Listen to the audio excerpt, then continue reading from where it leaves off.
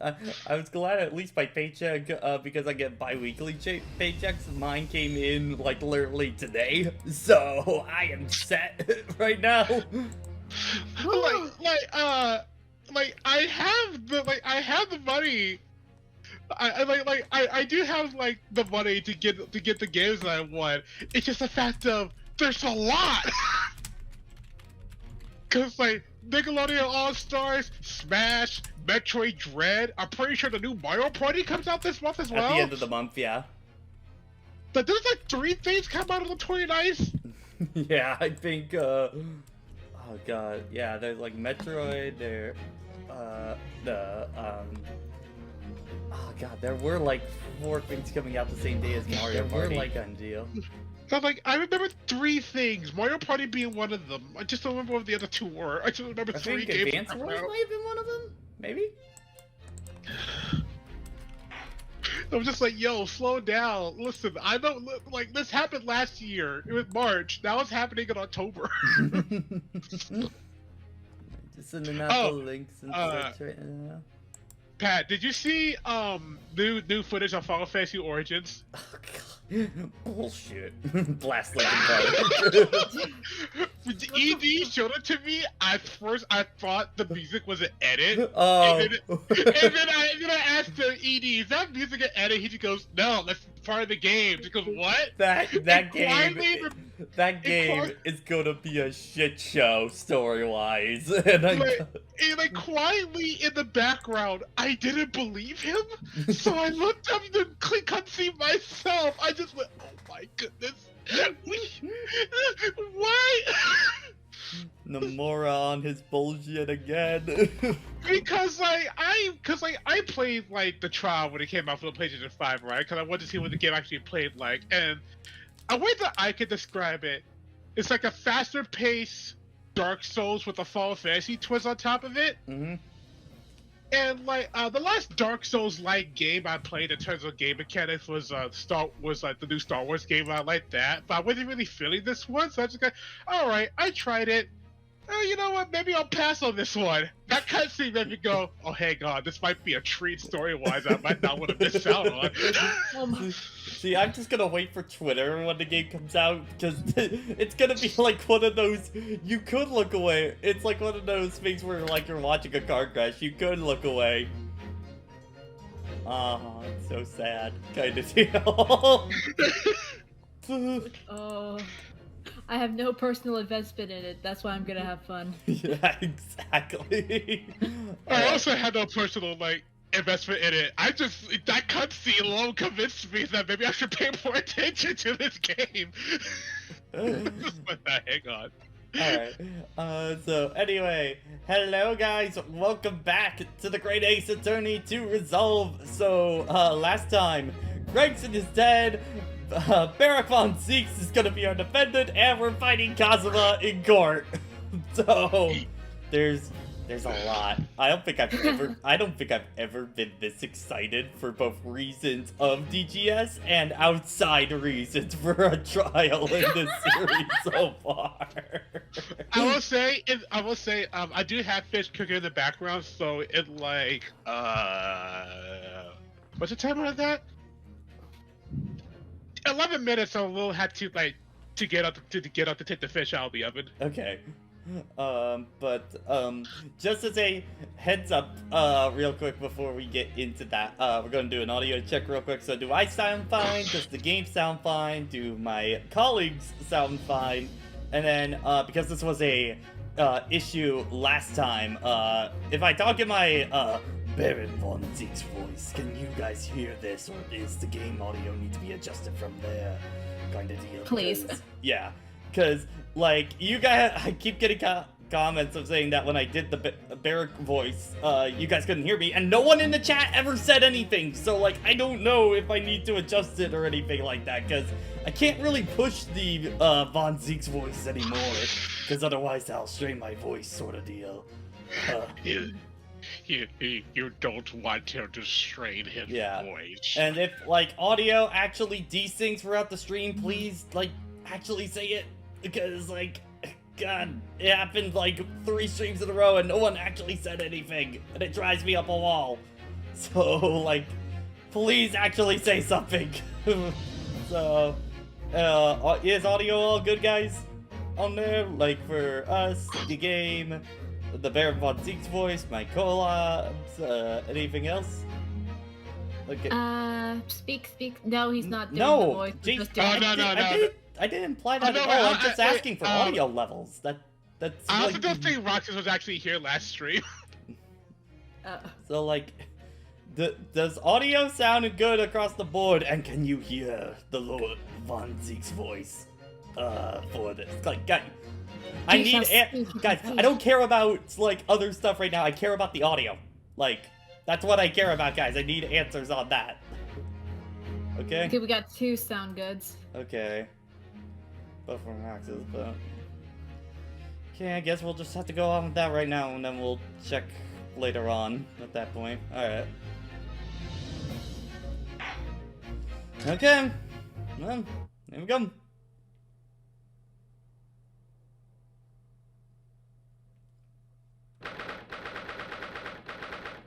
Well, you can tell he's excited. He went, oh. It's that old familiar feeling again. The crushing pressure of the historic courthouse. Actually, no. It's a little different today.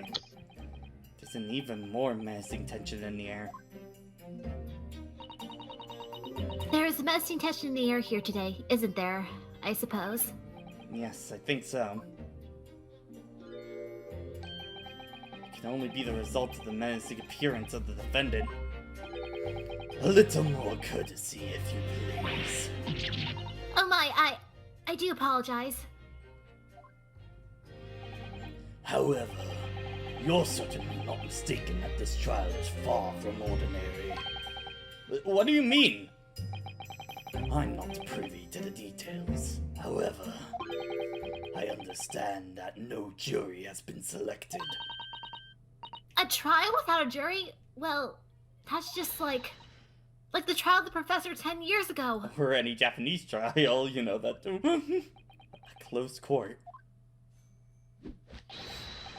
Good morning, my dear fellows. Mr. Schultz! Have you made note of my hair, Mr. Naruhodo? An outright victory for science, you must agree. To be perfectly honest, so much happened yesterday that, well, I completely forgot about your little hair problem. Ha! What to one man is a little hair problem is to another a day of drinking dubious potions after dubious potion. You have no idea how my stomach ails me this morning. Oh dear. How awful for you. Okay, the audio is delayed on the game? You mean, Brandon? For that, or... Might be just the delay of lines or Yeah, something. no. I need to, like, know, like, now, kind of deal. On the On game. the game, okay. okay. Okay. So let me see if I can... wait, is the buffer?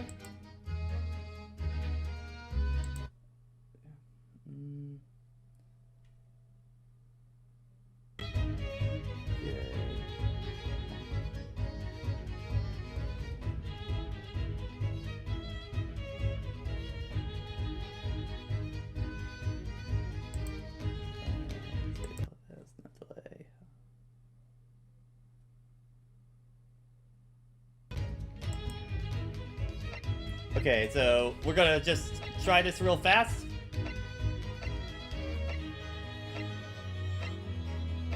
Is that audio delayed or not, guys? On that, when I do this? Left, left, right, left.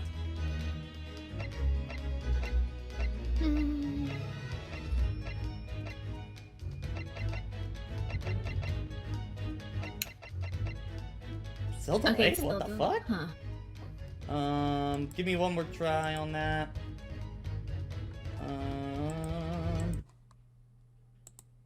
Oh wait, no, Not on his end? Okay. it wasn't delayed on my end. Brad, are you talking about a voice delay? Yeah, no, yeah. Oh, he was saying the game before, so let me try now. Let me check. Yeah, I checked the stream. It seems to be working fine. Okay. Yeah. I'm gonna try on just one more setting real fast, because I've been having it on the buffering kind of setting, and I'm gonna have disable on that real fast. I just want to see if this changes anything. So, one more test at this point. So, I'm gonna start on the hair.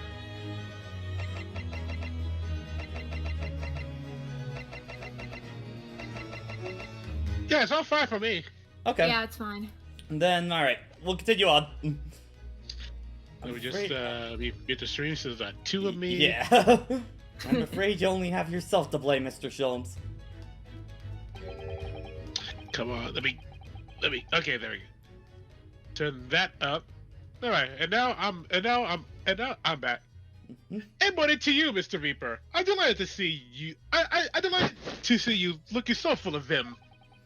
And I see London's celebrated great detective is active as ever.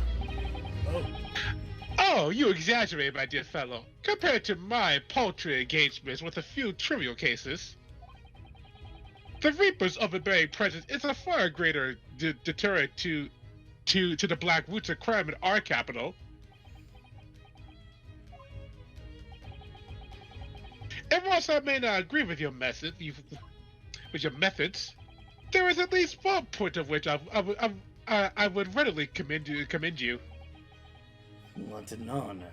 Well, then that would be Your eye for a good lawyer, sir. Mr. Sholmes.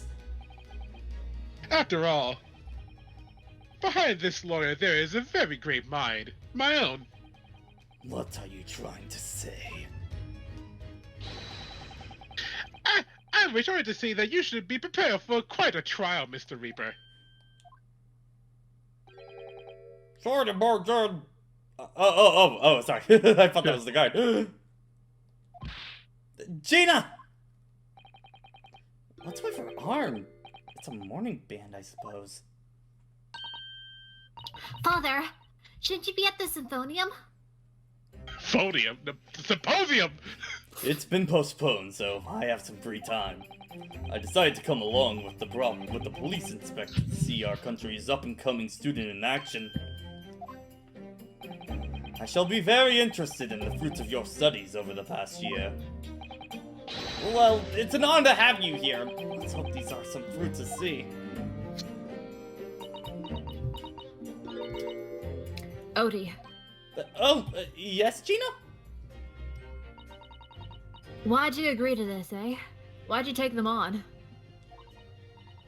This Reaper bloke. Everyone says what is what. What killed the boss? I'm sorry, Gina. But I just don't believe that. Well, if it weren't him, who was it? I don't know that yet. I don't care who calls him what. The Reaper's just a name. It's just a person at the end of the day. And if it turns out it's what killed the boss, then God at him. Fiery eyes indeed. Yes, the culprit deserves every ounce of your loathing. At least that may be some solace to the deceased.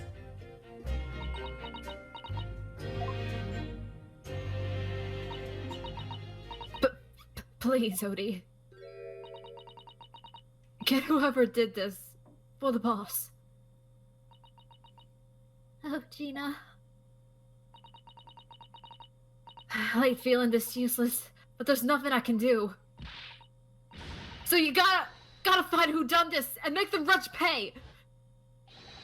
Quantum one of the parts of the defendant. Squad will be in section 2. Make your way to the courtroom at once, please. Alright then. Here we go.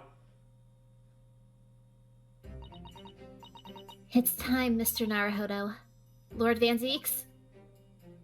And just making sure before trial audio, all good on that and stuff like that. Now that we've had a little bit into there. One who treasured his brother to a mass murderer. One who lost his treasured brother to a mass murderer. Yeah. One who lost his treasured father in a foreign court of law. And one who lost a man who helped her escape destitution. Sorry, I'm starting to get kind of quiet. Okay, I'll turn it up a little bit. Okay. All that misfortune, all that pain, on a course to collide with the headlong in this trial. It's time to shine a light on all of those dark events. And whatever truth is revealed, we're gonna have to look at it straight in the eye.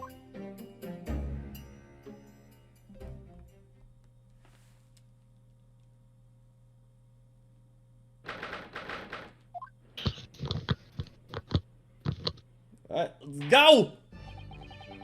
In the name of Her Majesty the Queen, I hereby declare this court to be in session. We are here to conduct the fair and just trial of the defendant Baroque von Zeeks. Counsels for the defense and prosecution, are you ready to begin? The defense is ready, my lord. The prosecution is more than ready. Kazuma-sama. I've been wishing to see you in court again for so long, it feels. But I never pictured it happening like this. I never thought I'd be facing you behind the prosecution's bench. The so-called Reaper of the Bailey has been a scourge like no other, undermining Her Majesty's justice system. Today, we must uncover the truth behind this scourge. In other words, this trial is going to be a lot more far-reaching than Inspector Gregson's murder. The truth revealed by these proceedings may have unpredictable repercussions through the judiciary. Accordingly, they are to be conducted as a closed trial with no members of the public present. By Her Majesty's direct orders. How will that work, my lord? The burden of all arbitration and adjudication falls on my shoulders. Therefore, as you will see, the juror's bench shall remain vacant today. If no members of the public are present, may I ask what is currently occupying the gallery, my lord? They are members of the judiciary, here to witness proceedings and ensure an equitable trial. Members of the judiciary? Oh my. This is a very unusual trial already. There is, of course, another unprecedented aspect to these proceedings on which I must elaborate. The counsel for the prosecution and the defense are both aliens of Great Britain.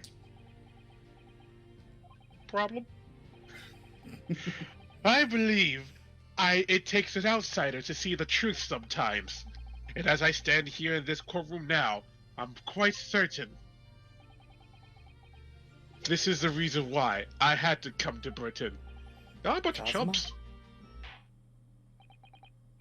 Very well. Let us commence proceedings. Prosecutor Asogi, your opening statement, if you please.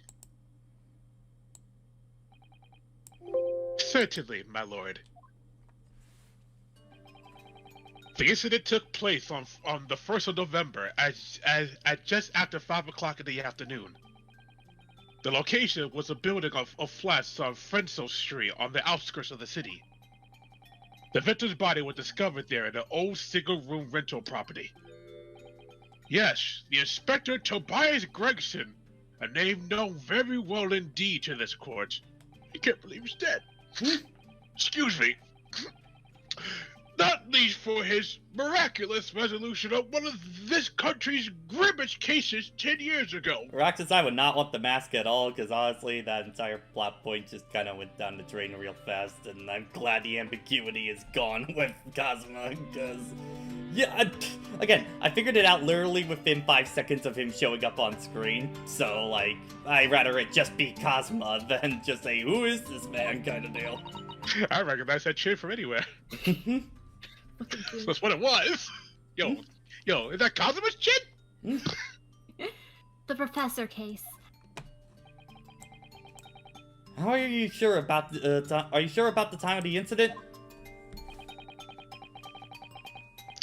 Several witnesses on the street outside heard the gunshot, and all have reported at the same time. Why are you questioning me? Yes, that's what Gina's told us too. There were a number of witnesses. I have here a plan of the room. The victim was found curled up in one corner. It's believed that he was shot from the front at point-blank range and died instantly.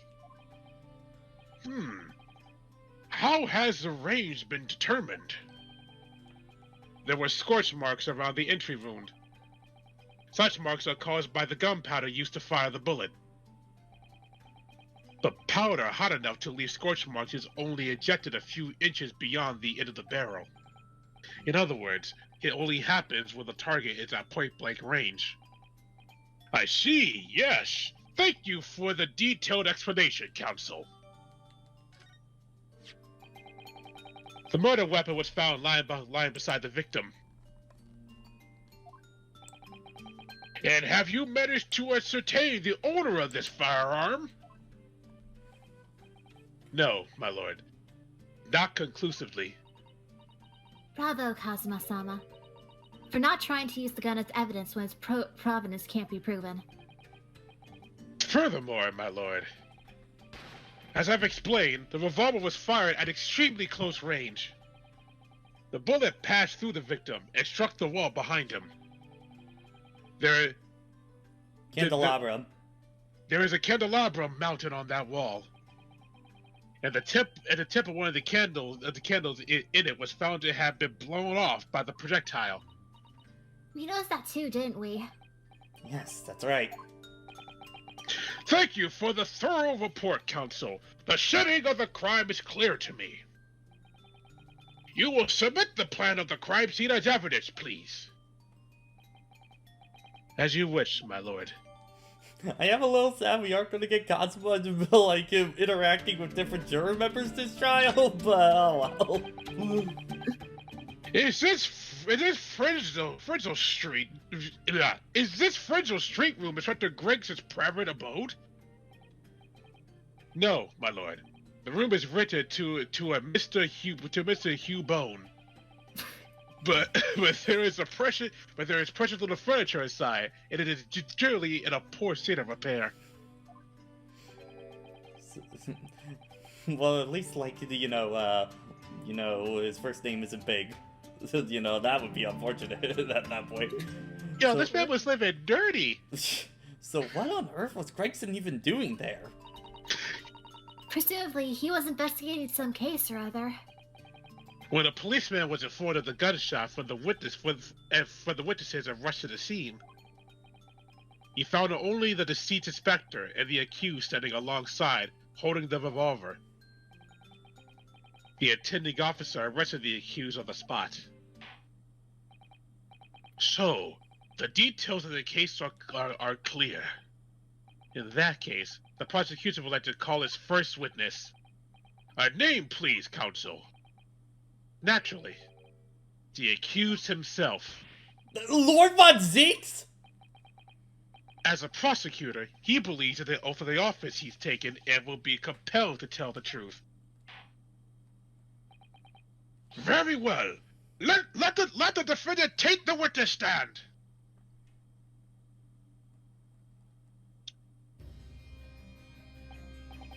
Hey. State your name, please. My seat now.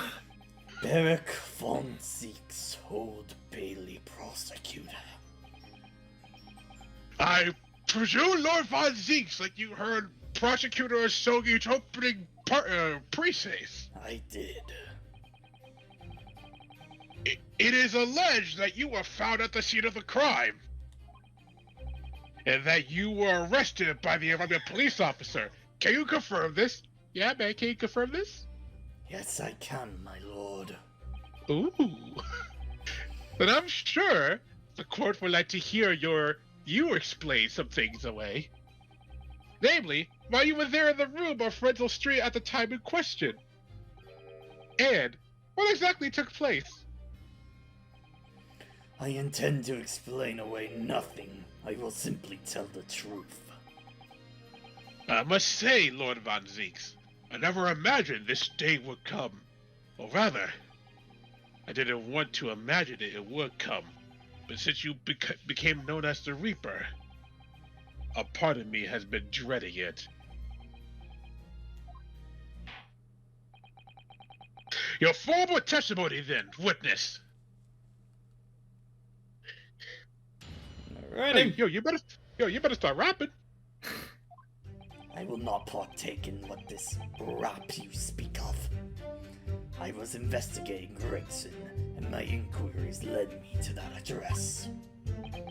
When I first entered the room that day, it was dark inside and I saw no one. A moment later, I heard the gunshot. I spun around and saw the revolver on the floor. Just as I picked up the firearm to examine it, the door flew open and I heard a man scream. I was the only one that the body... I was the only one then that... It was only then. It was only then that the body of Inspector Gregson appeared before me. Listen, do I get it talking hard? That testimony was the whole truth? It was.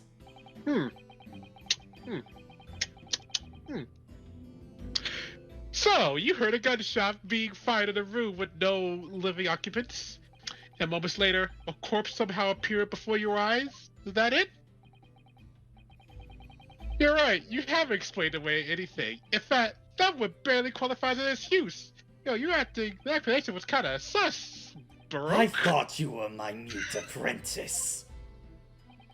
Yet it turns out you have a way with words. Prosecutor Soki. I didn't even have to come up with a joke for that. The script did it for me. baby mad.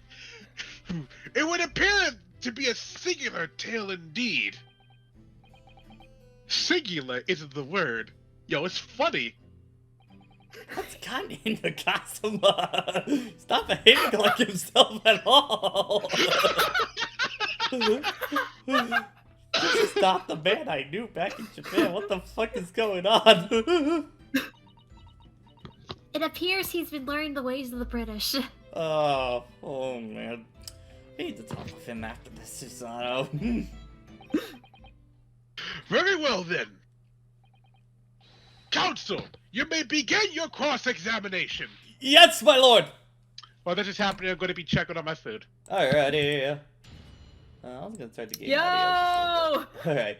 I just turned the game audio up a little bit, so again, let me know if I need to adjust anything or if sound gets desynced. I'm gonna be stressing that for tonight because I'm tired of dealing with it.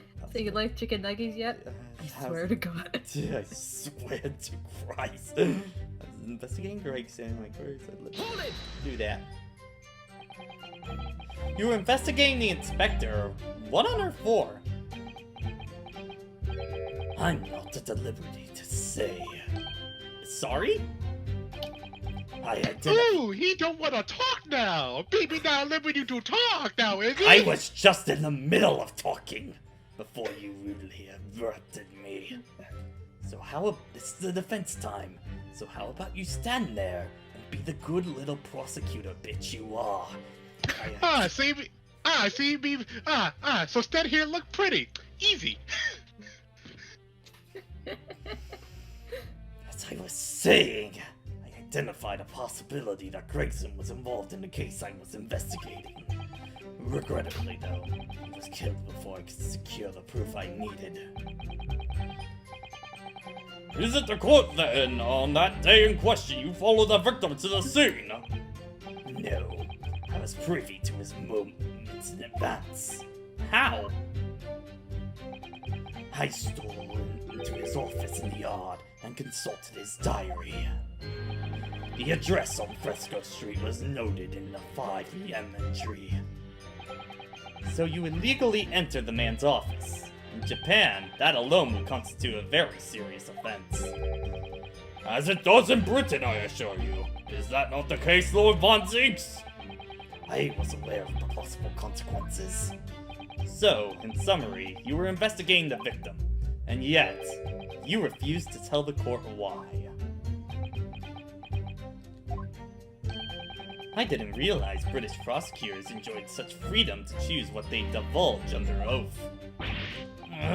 Why did I ever think I could defend this man? Especially with that man right over there, God! Hold it!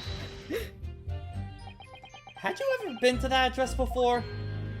No, never. I only learned of the place from the result of my investigations into Gregson's activities.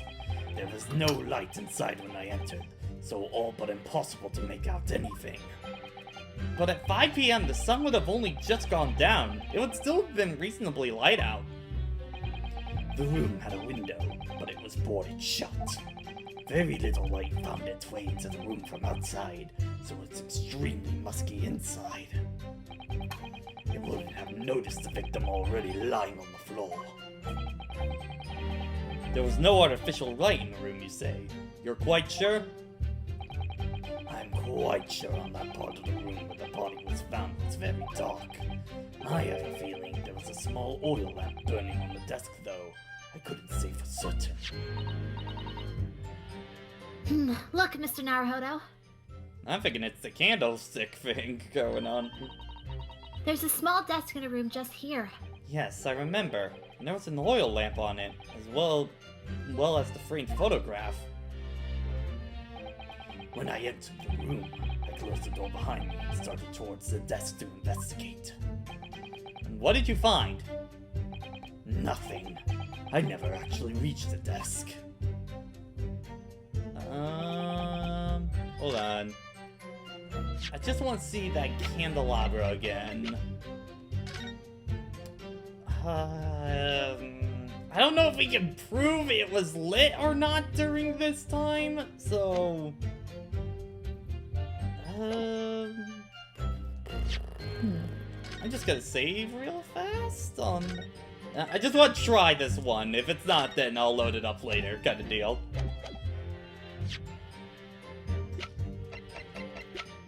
Objection! Yeah, nah, okay. Just wanted to dip that head in the mud immediately on that one, because it was getting at my mind. Hold it! So, who fired the gun? I have no idea. I didn't see anyone else in the room. But you say it was very dark in there? Yes, that is right. All I can tell you is, I didn't sense another's presence. Then could it be that the gunshot actually originated somewhere outside the room? No, that's out of the question. Oh. Without doubt, the sound emitted from that room. I can smell the gunpowder. This is gonna be bad, going bad to worse. And you say the point to which you noticed the revolver on the floor? Correct. And I foolishly picked it up. That was careless on my part. Presumably then, the gunshot you heard came from the firearm that you somewhat hastily took in your hands? In point of fact, my lord, I believe it did not. What? The barrel of the revolver which I picked up was cold, and there was no smell of the scent of gunpowder. But then, where on earth was the gun fired? Whilst I'd like to oblige with the answer, I'm afraid I can't. I too would dearly like to know that.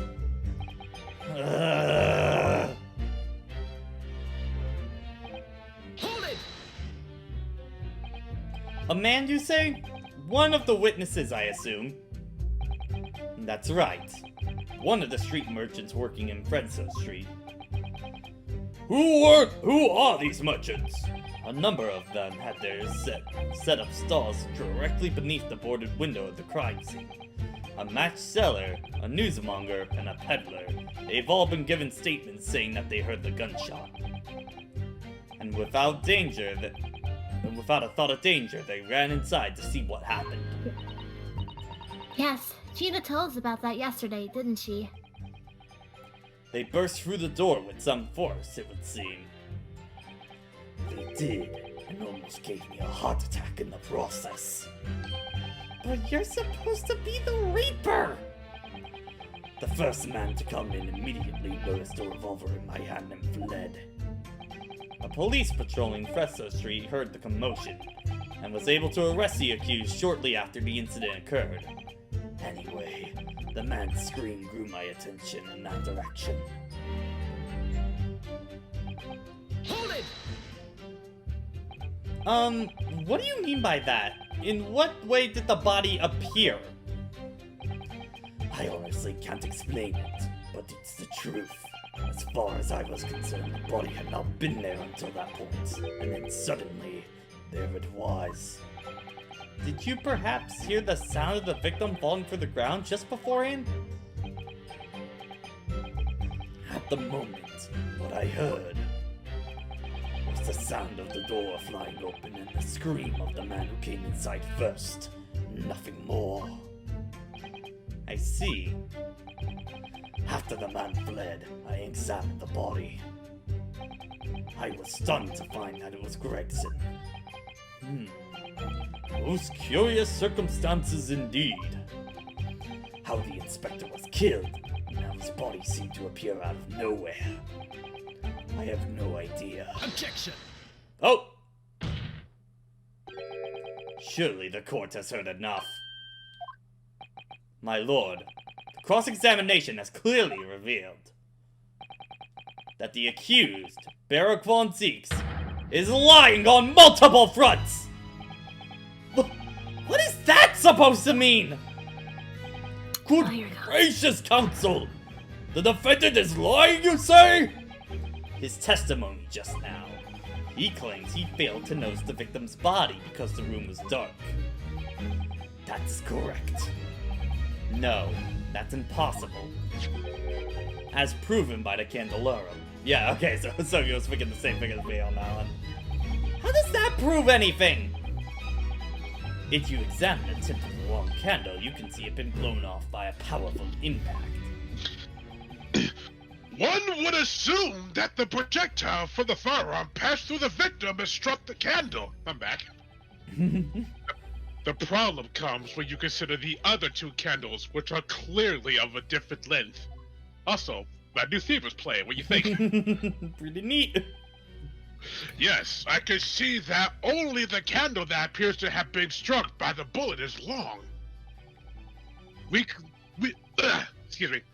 We could reasonably expect someone to have lit all three candles together, which begs the question of why only one has ended up longer than the others. That must be that particular candle was extinguished before the others were still burning. That's right. When the candle was hit by the bullet, it obviously went out.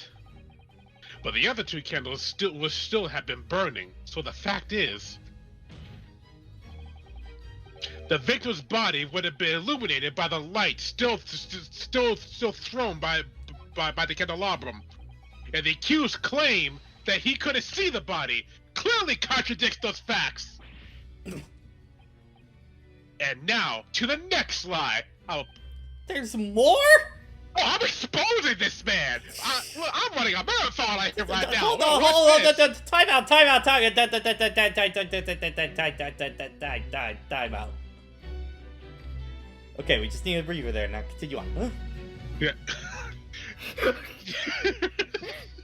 The accused also claims never to have visited the scene of the crime before. You see, that's just how I'm trying to rob him of his momentum by slowing him down. I think this might get us some points in the long run. Oh dear. That's the truth. In that almost empty room, the police discovered something very unusual. A board covered from top to bottom with police documents and newspaper cuttings. Yes, that's right. We saw it too. It goes without saying that the content of the police documents cannot be divulged. However, they included a number of reports for various historical cases, the oldest of which was from 10 years ago. 10 years ago? This is starting to sound familiar. And there is a common thread linking all of the documents on that board. Indeed? What is this common thread, Counsel? They all relate to cases prosecuted in court by Baroque von Zeeks. Look at this smug motherfucker. All of them? Yes, all of them. And furthermore, all those cases are ones in which the defendant was acquitted. Good Lord! Interestingly, none of those defendants are alive today, because all of them have been sent to their graves by this pale man. Oh no. In short, that dingy little room is the Reaper's secret hideout and his base of operations. The Reaper's hideout? And yet the Reaper will claim to never have been to his own secret hideout? No one will believe that. No, the truth is, we've been looking at this backwards. Backwards? Explain, Counsel! We have barely even talked about the case to begin with, Cosmo! What the fuck are you talking about? Inspector Gregson was investigating the identity of the Reaper. When he discovered the location of the man's secret hideout, he was killed. As I'm sure everyone can imagine, by the Reaper's hand! You really think I would live in a dingy little hideout like that? Yes, I would, considering the rest of your life. What? Guys, can we get back on the subject? The outside had to match the inside, as I say. Order! Order! Order! Very well. I hereby state the current opinion of the court. Baroque von Zeeks is an outstanding prosecutor who has rendered great service to this country. I heard that.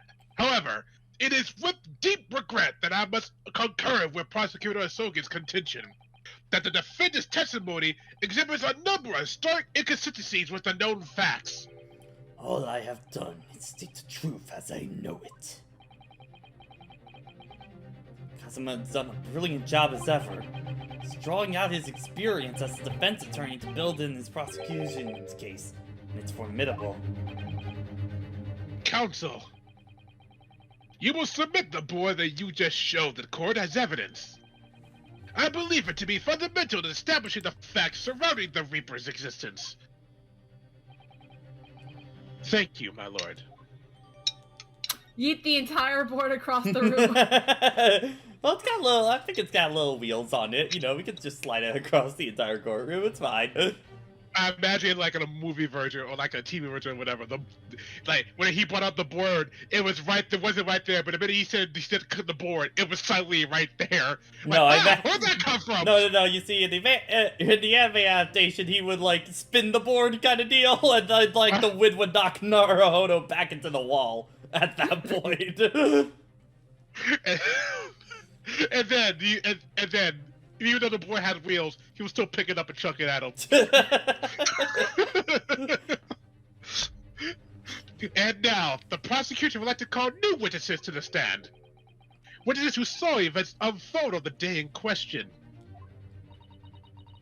They were mentioned in the previous testimony too, if you remember. Yes, the street sellers who heard the gunshot and went running into the room. Are you smiling when you said that? Very well. Lead the witnesses in. The defendant may step down from the witness stand. Certainly, my lord. Yo, no, hold on. I'm sorry. You have to defend this man. Oh, god damn it! You again! But that one makes sense. That one actually makes sense because of the first game. Okay. Alright, I guess one for each of us at this point. Yep. So, witnesses, state your names and occupation for the court. You know what? He big lip. I'm big lip. Hang on. I gotta find one. Names? We don't use names. Far too fancy for the likes of us. Well, just free and easy. So we'll be like, live what we want to live. Oh, I God. see a Z. Oh God, so you what kind of were accent ripped does he right out of the crossover. Like, it's really apparent. Oh my God. Don't like a show. I give them all a vacant chair. They walk down the fresco and spit a few words in a verse for them. Would I be right to assume that all three of you make your livings by selling wares on the street? Everyone calls me gossip. I sell dirty little tidbits to passers-by, you know. Jaunty little tidbits? Got an absolute smasher for you, sir. Right up your get or two. 6 pence is the price, and not a penny less. Wait, you're actually trying to sell it to me now? Oh, come on, sir. Don't tell me you're not interested. Try the man. Give him the money and see what it is. and moments like that is why I like a Thogi in court. Pay the van, counsel. Alright, 6 pence it is. You won't regret it, sir. Now, got your Ulysses ears on? Just between us, a young couple on Slice Street have just had twins. Why do I even bother? Yo, you pay for this? You fucking told me to, Asogi, for the love of God. I don't even know where that street is. Sogi, also, you're not one to talk. You bought chicken nuggets and then just threw them on the ground, man. In the trash, and I did it with Oh. pride. Is that it? No, that's not it. It's gossip, isn't it? It wants to spread. That bit's up to you and your mouth, of course. I've got more, you know. Why not? Did you see one? 6 pence a piece. It is, if you're curious. I am curious, yes, about what's going on under that fat bottom lip of yours. Namely, the unusual bruise or whatever's poking out from under your collar. What about the next witness, then? What name do you go by, and what do you sell? Me, on Venus. That's what everyone calls me. Funny, ain't it? Oh, Jay! I sell these lovely little fireworks to the local school kids. 16 pop, what do you say? I'm very concerned that she was able to light that out of her ass at that point. Specialty. You aren't exaggerating with the little. Do you actually sell? Oh yes, the second years can't get enough of my Venus firecrackers. Specifically, when I tell them if they get 100 then, they can blow up the school! Not the most savory of ideas, young lady. What do you say then, eh? Want a pile of 16 pence a pop? Wait, what? You want me to buy one? Tell you what, I'll let you in on a little secret. Oh, I don't like secrets from these guys. If you get 100 of them, you can blow up this whole courtroom. I might tell the DD writers about that one day. Try the woman. Give her the money and see if she's right. Pay the woman, counsel. Alright. But you guys are gonna have to pay my rent for this month with all the money that I have to keep putting in. I'll buy one. Lovely stuff, right then. This is something a bit extra just for you. The Venus Special! 160 pence! 600?! It's 100 like our regular fireworks. Nothing little about it, is there? And there's nothing little about the punishment if I blew up the Old Bailey either. Yeet!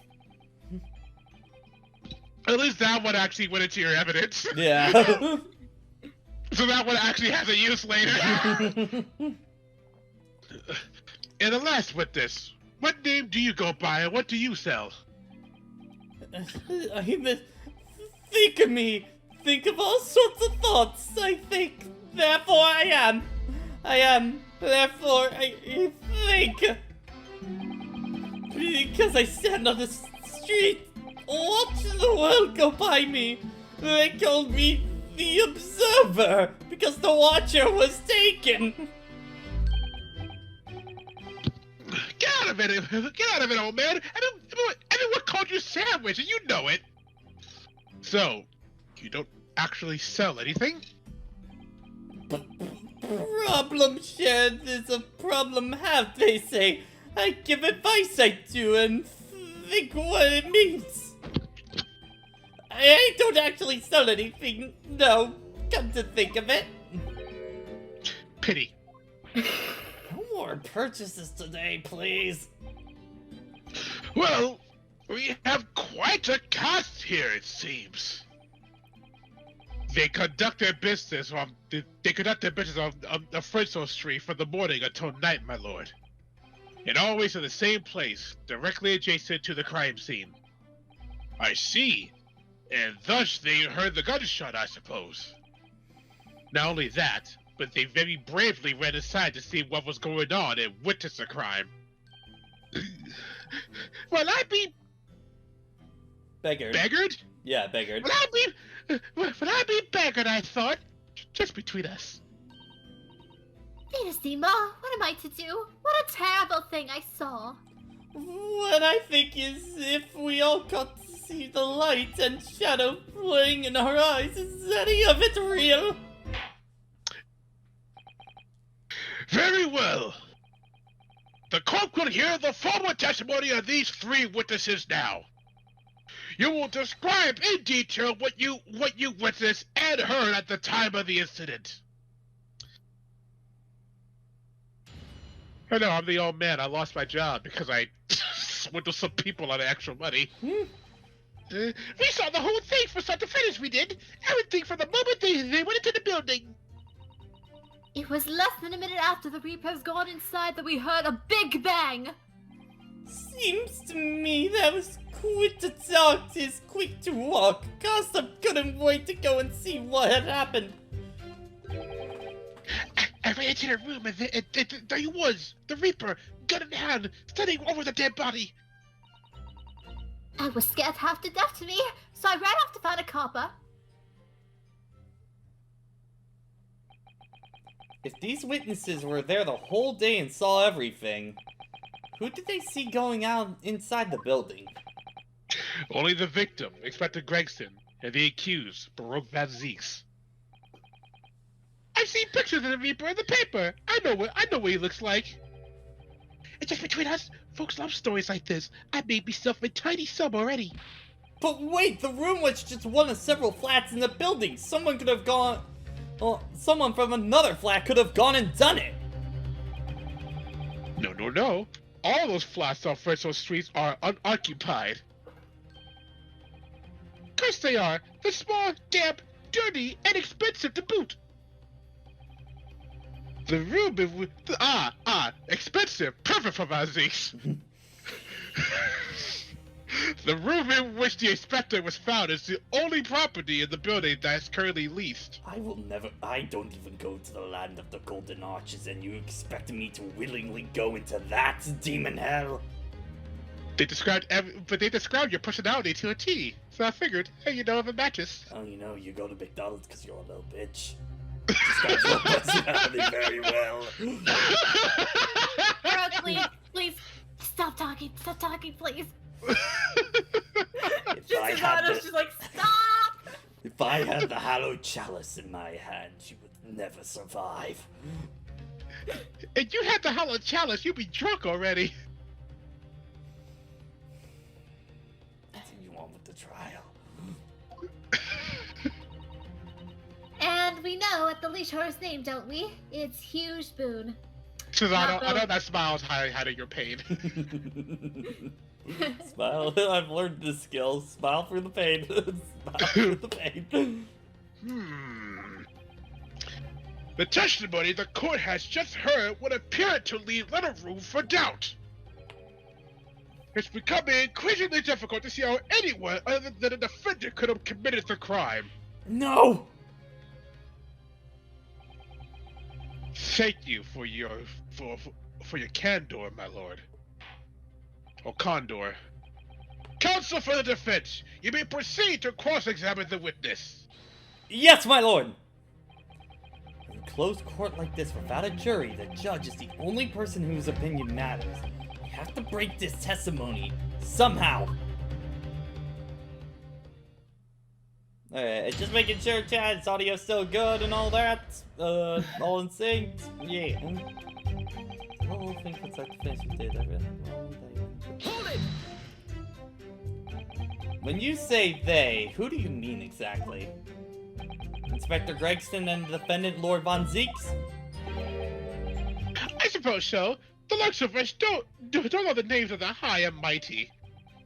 But I'll tell you one thing. It was the old Reaper that went at last. That's for sure and certain. Just behind Inspector Gregson, did they arrive at the same time of each other? No, not at all. Oh wow, what came out with me?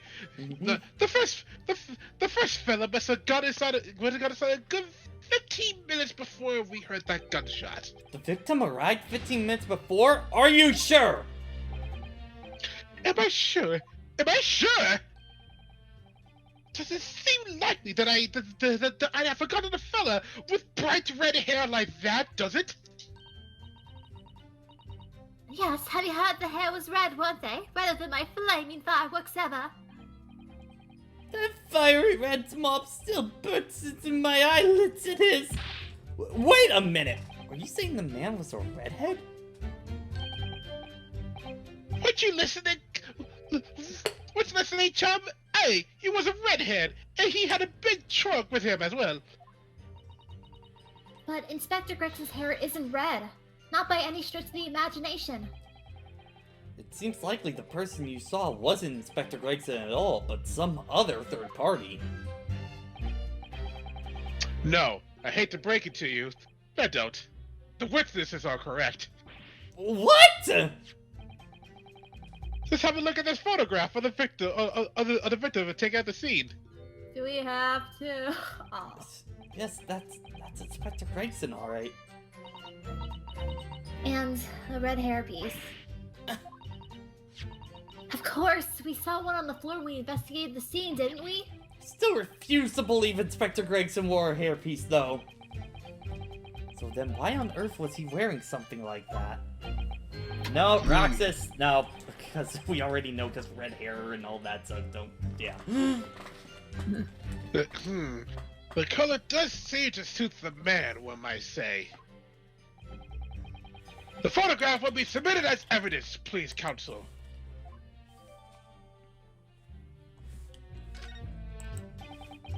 And what became of the trunk inside the redheaded victim was supposedly carrying?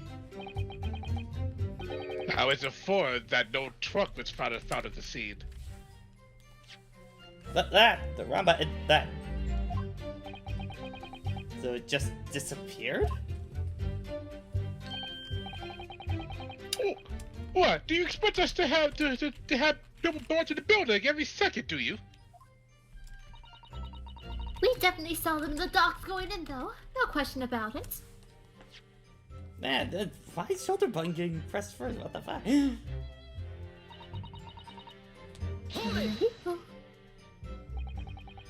By which presumably you mean the gunshot. I sell these little things, don't I? You want to know what a gunshot sounds like? But I always thought it probably sounded a bit like this, doesn't it? And you say you heard the noise almost as soon as the defendant here entered the building? That's right. It's almost straight away. Bang, and headed went just like that.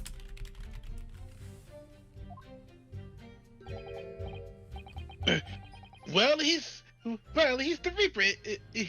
Well,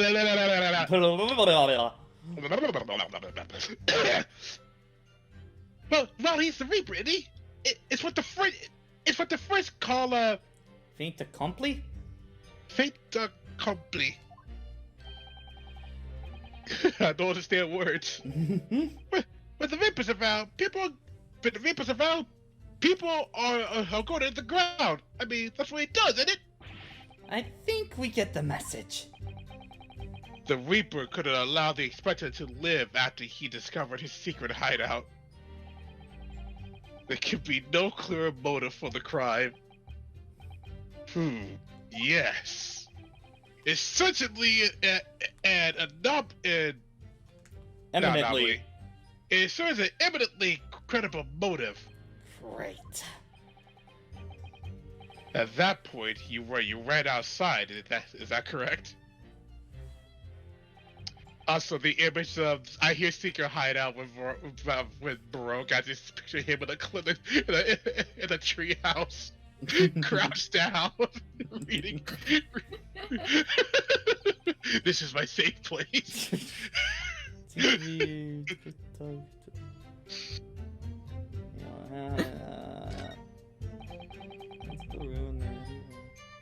Hold it! So then, you were the first person to arrive at the scene, is that right? That I was. Kick the door open like a professional I did, and yelled out, what's going off here?" Lord Van Zieks claimed all he heard was a man scream, though. And was it dark inside the room? No, not dark at all. There were candles burning on the wall. Really? And there was a fella cloth on the floor. Just between us, it's the first thing I noticed when I got inside. I see. Even though Lord Von Zieks claims not to have seen such lights on the wall. Next thing I noticed was someone standing right beside the body. The accused, Baroque Von Zieks. Was he crying? That's right, the pale-faced Reaper himself. Unfortunately, he wasn't crying. I was a little shocked. I won't deny it, but I'm no living coward. I stood my ground and gave that Reaper a cold, hard stare myself. Excuse me. Do you have something to add, Mr. Sandwich?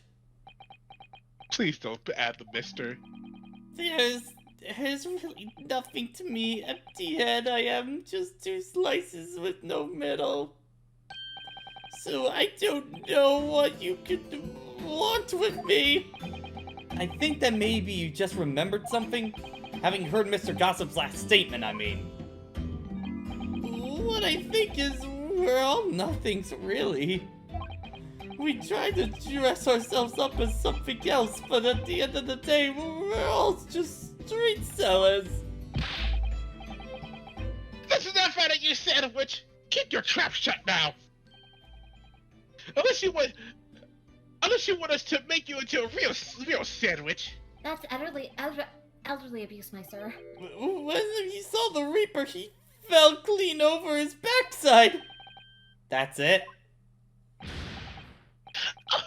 Oh, you rotten beggar! I told you to keep that a secret! He screamed and scrambled off in all fours. That's all I wanted to say. Mr. Gossip, is that true? Flo was just suffering, that's why. Put my hand in a filthy pool of blood, didn't I? Yuck. A pool of blood? But listen here, even when I was sprawled on the floor, I still kept giving the Reaper a cold hard stare, and don't you forget it. Let's just go back a little. What did you say? Did you say you got blood on your hands? I did. Yeah, I did. I happens to the best of us sometimes, does it? So I was scared, so I slipped over. We can keep it just between us, can't we? No, Mr. Gossip, I'm gonna have to ask you to add that information to your formal testimony. Oh, if I must. The witness will amend his testimony to include the aforementioned details at once. I will say before going forward, I'd say try pressing sandwich testimony earlier because I think there's some funny dialogue. This one? Yeah. Alright. So, when Mr. Gossip ran to see what happened, did you go too? Well, I'm a bit hampered. See, all signs say that I can't move very well. You were way behind, presumably, with that sandwich board around your neck and that big sign in your hands. What a great burden for you to bear. Pardon me for asking, Mr. Sandwich, but is it possible you and I have met before? I'm not anybody. The signs are what make me who I am now. I signed, therefore I am. So, you were employed by the omnibus driver just under a year ago? Oh, they actually acknowledged that! Shit!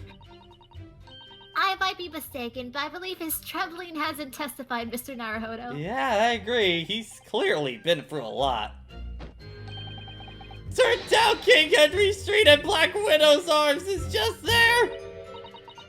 Oh dear, you made him hide behind his sign. Life is full of surprises. So I actually read up the art book regarding these witnesses. Apparently, he was actually supposed to be a new witness, but due to quote-unquote time constraints, they decided to just bring this guy back, so budget just made this man poorer than he was. I swear to God, I wouldn't even be surprised if we see the fucking Russian model come back in. It was easier and cheaper just to change up the model that they already had. And just give it different animations. Versus making a whole new model that requires a whole new design, a whole new rig and everything. Alright, so I slipped on the floor, I quickly wiped it off on the floor. Save. You just sped through that one. Yeah, because we already Oh no, that was the new dialogue. Oh wait, that was the new one? Fine. Okay. I got it wrong on my head. My head said, yeah. So yeah. You wiped your hands on the floor? Well, what's blood on their hands, eh? Horrible stuff. Anybody might have thought I'd done it. Oof. No time. And you didn't think that might be a problem? Does it really matter if I let the few grumbly handprints on the floor? They'll get cleaned up in the end, won't they? Don't make such a fuss! That's a message from all of us!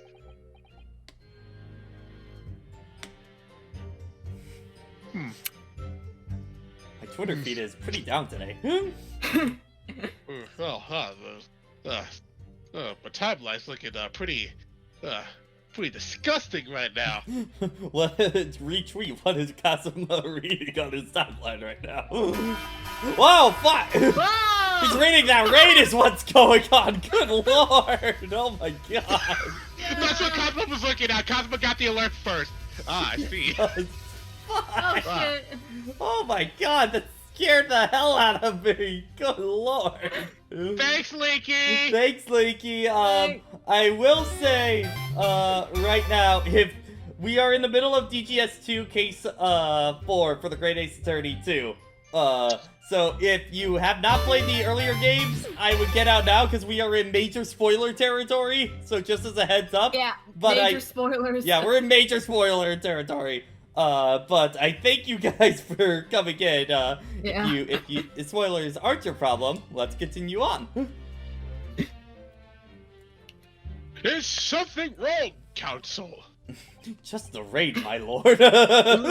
No, it appears that we were raided, my lord. But don't worry, it's only 18 people. We can get them out. I didn't remember anything to the point about a bloody handprint on the floor. That's all.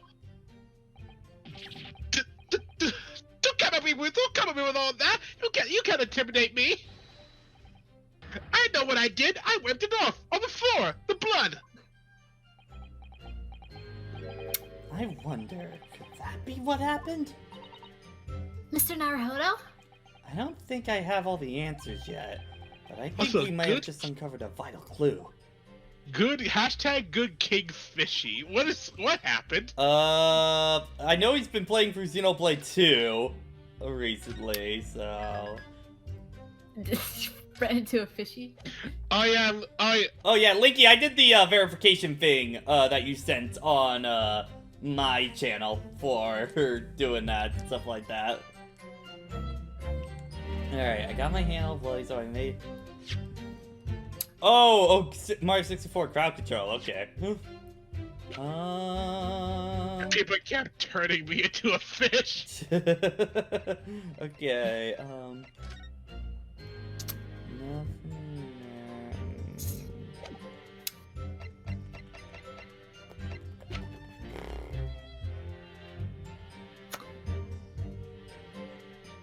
there. A screen that matched the crash one? Good lord. Oh wow. Send me that one, because I'm curious on that. Okay. Something about the blood on the floor. Can we...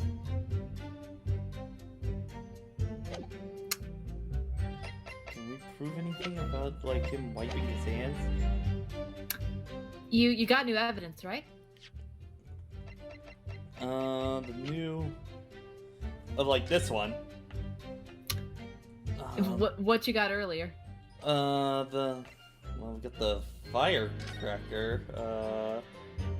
Is there anything on here? Well, you got something before that. You got something before that, too. Naruhodo? You have an idea, Mr. Naruhodo.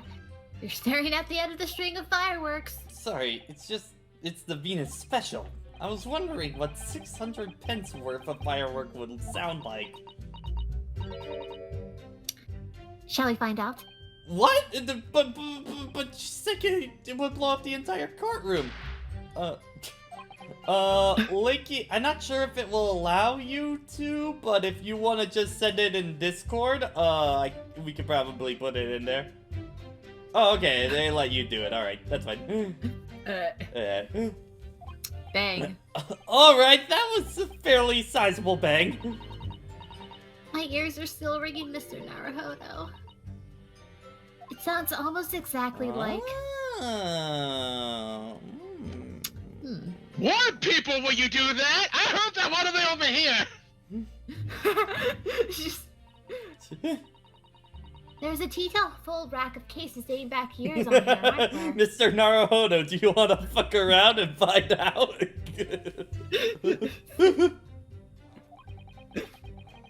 This paper from 10 years ago is brown with age, look. Out of interest, the most recent appears to be this newspaper cutting here. Oh, it's the same red-headed league advertisement Mr. Sholmes had picked out. And do you remember? There was a red hairpiece at the scene too. Was Inspector Grayson an exponent of the red-headed league then? Sorry guys, the evidence just blew up, that's all. Wait. Oh? What's this? Mr. Naruhodo, look! Yes, it's a small smudge of some kind. In fact, it looks just like a handprint. And the color. That blood, isn't it? Oh dear, how disturbing. Well, my lord, we did have this evidence on us just a little bit ago, but it kinda doesn't exist anymore, so just believe me on this, okay?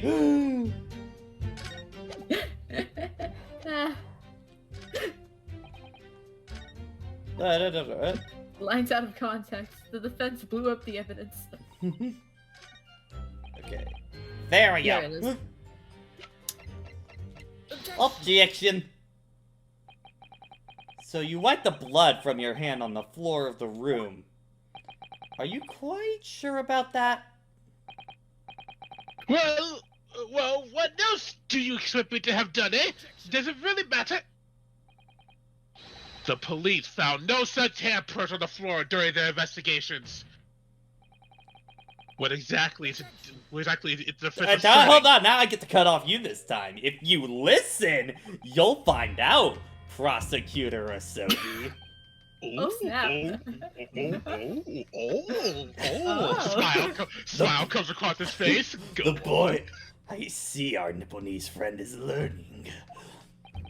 Certainly. Hey, he's a pro. No, my Nipponese friend is learning.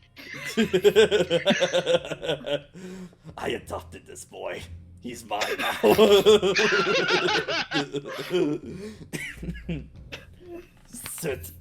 Certainly, there was no bloody handprint found on the floor. What are you trying to say? There was actually a handprint in blood left very clearly at the scene. On the back of this notice board. Look at that pose. He's got the confidence from this boy.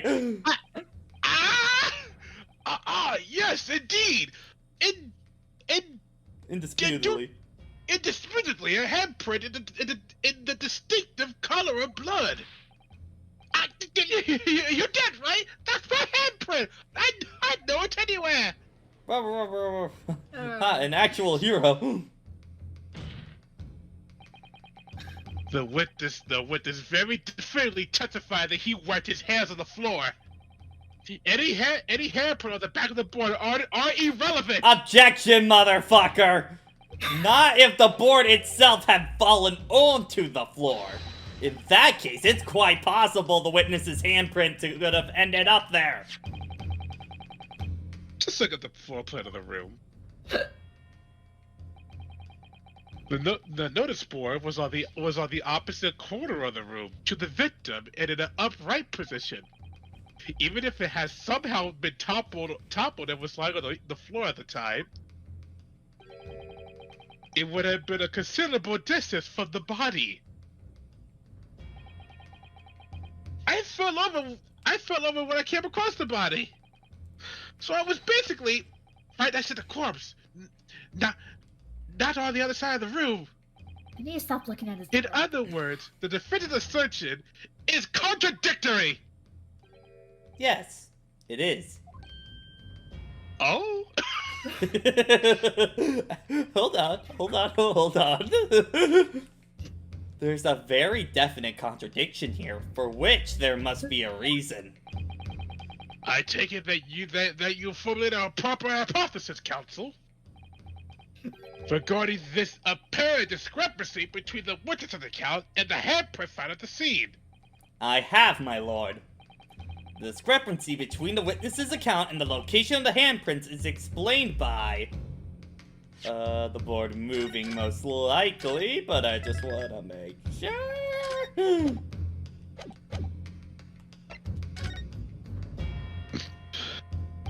The real contradiction here is the handprint itself, not where it was found.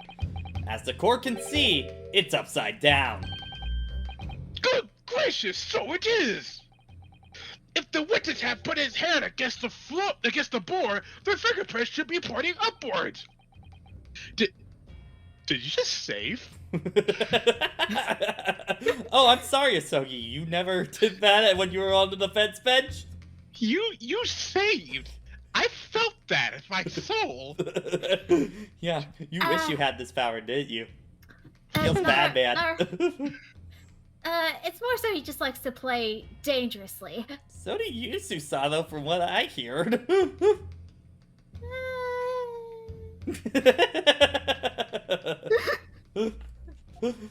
What does this tell us? It tells us one simple fact. When the handprint was made, the board must have been lying on the floor as I previously suggested. Which means that after the incident, it must have been moved! What? Objection. Objection. You're claiming that somebody moved the notice board after the shooting? Then tell the court who! I don't know yet, but the point is... When you consider all the testimony we've heard thus far, we can now be very clear on one point. And that would be... The position of the notice board at the time of the incident, my lord. Oh, by the way, if you notice that pose, does it look familiar? Yeah, it looks a lot like Phoenix's, like, you know. I love that. Yeah. We lost the sword, but we got the pose. Yeah. That's cute. Yeah. So, counsel, I must ask you to clarify your assertion for the court. Oh yeah, that's right. The post does have to be changed because he doesn't have the sword anymore. I didn't think about that. Yeah. Yeah, he gave the sword back. Yeah. At the time of the incident, where do you maintain the board was? Cause is like, really? You do this shit too, Kazuma! Don't deny it! This is the only oh wait, no, is it? Okay. Okay, this Yeah. this is the Yeah, right no, one. you got it right. Okay. Oh wait. Immediately adjacent to the doorway. If the court would think back to the testimony given by the defendant earlier, he said that when he entered the room, it was dark, and he couldn't see the body. But If the notice board had been there, the body would have been completely hidden from view, and the light from the candles would have been blocked, making the room appear darker. Objection. But the accused also claims that the victim's body simply appears before him. That's true. Or, in the present words, according to Google,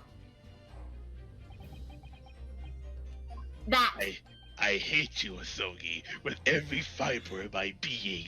It's like, I don't think he said that, Susanoo. wait, who edited my notes? No, that's exactly what I said. I hate you, Asogi, with every fiber of my being. Okay, you can do. Okay, Kazuma, you can stop trying to do your Lord Von Zeke's impression and like focus on the case, please. Thank you. Touch my notes again and I'll end you. Susanoo, toss your ass. I'd like to see you try. I got two swords. I don't know about calling it a scream, but he was talking about me and no mistake. Because it was me that kicked the door open. If you look again at the floor plan, consider what happened to the door that was thrown open with force. That can't. The door struck the notice board, knocking it over and making the victim's body visible. Good gracious! My client has told nothing but the truth. He simply described what he saw. Oh, the migraine's coming back! Oh, the headache! Order! Counsel, how has this not come to light before now? After the incident, someone must have righted the board and moved it into the position where the police, myself, and my colleagues saw it when investigating the room.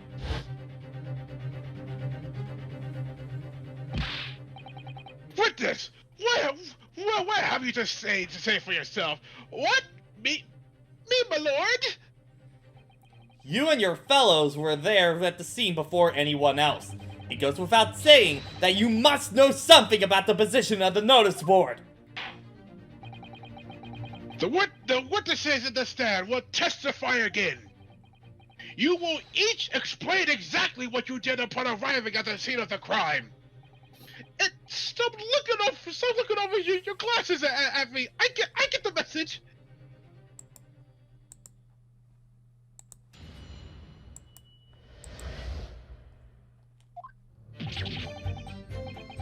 I don't know anything about that notice board. I just wiped my hand on it. That's all. Well, don't look at me. I've got a clue about it. I was just doing business with some second years is all, at the time. I don't know anything about anything. I'm just a bystander. Me, just a sign at the crossroads of life. It was that Reaper I bet. He's got a face that screams bored. You think that's funny to me? I can't see how this changes things anyway. The detective still died when we heard the gunshot.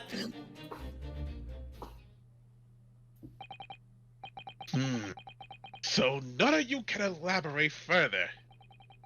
Shaken by the crime they witnessed, and with only the light of a few candles and an oil lamp by which to see, we can't expect these witnesses to be able to give a more precise account of what happened. That's right, yes. It don't pay except too much. It's man's endless quest for knowledge that's destroyed the world. That's what I think. Do you? Really? In any case, as the testimony shows, even if the notice board was moved by somebody following the incident, it makes no difference. When the gunshot rang out, the accused was the only person at the scene. In short, the only person who could possibly have committed this crime is Baruch von Zeeks. None of this wrangling over the board changes that simple fact. Quite so, quite so. Does the defense still wish to cross-examine the witnesses despite the circumstances? Most certainly, my lord. Why do you think he would say no? Very well. Then you may proceed, counsel. Also, And you need to shut your mouth. Also, just doing another audio check, mostly on the sync chat. If you can tell me if anything's gone off. Anything like there's no sports. Just lay my hand on it. That's all. Yeah, that's probably good. But don't look at me. I ain't got a clue about Alice. Yes, it's time. When you say you were doing business with them, you mean you were selling them fireworks? Yes, that's what else. They're the priority school around the corner, see? Those cheeky little so-and-sos got a plan to blow up the school to Kingdom Come. Huh. So I've been telling on them, letting the teachers know what they've been up to. Oh, you have? Yes, what do you want to know to get her? To let the schools know the kids are playing with dodgy toys. Okay, can anyone else in the chat, see if the audio is desynced? Because Brandon says so. I don't know if anyone else can. And please, Alright, this is like vital. Pull up your evidence, please, so you can go through it. Yeah.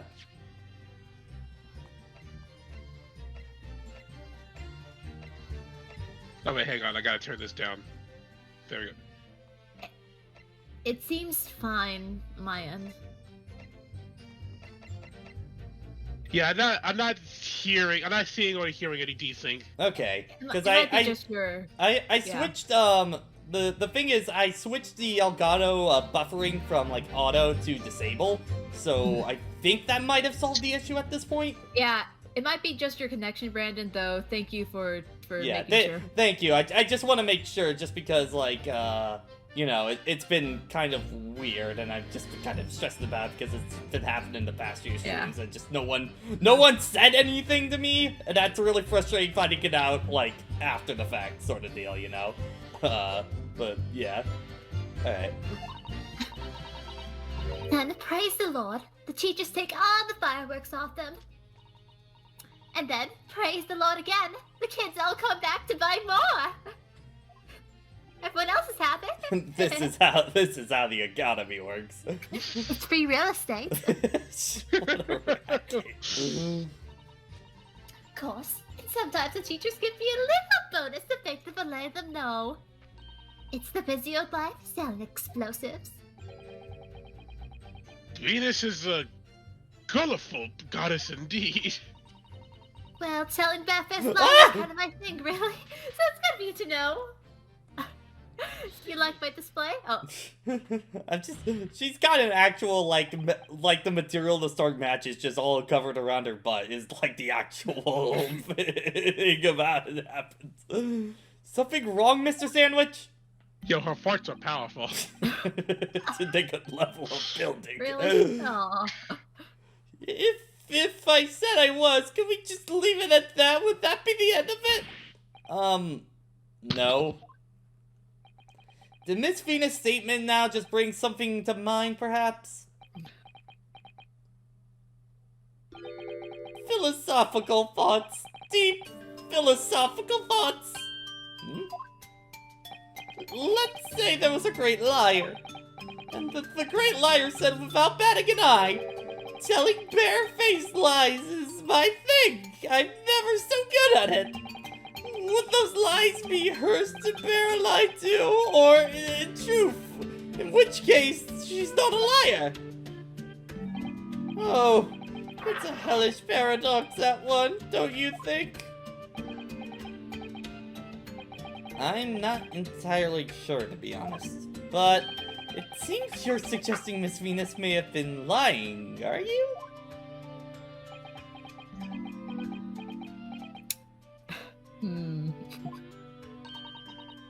What are you on about, old man?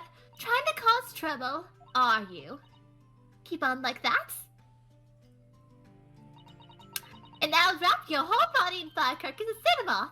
That'll give you something to tremble about. You have a startlingly disturbing mind behind that sweet and innocent face, young lady. So, Miss Venus has lied in her testimony. Is that what you're saying, Mr. Sandwich? Well, if it means I'll be burning in hellfire for the rest of my days, so be it. Yes, that's what I'm saying.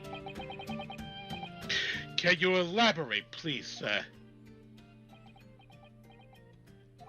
Oh, Blathermouth, we were headed in the room where the gunshot seemed to come off from. But there was someone else who crept up in the stairs behind him, too. That's right. The rotten liar over there.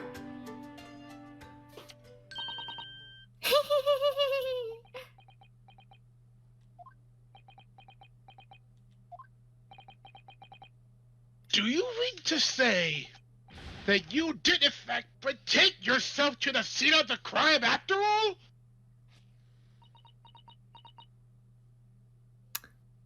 Look at my lovely flame.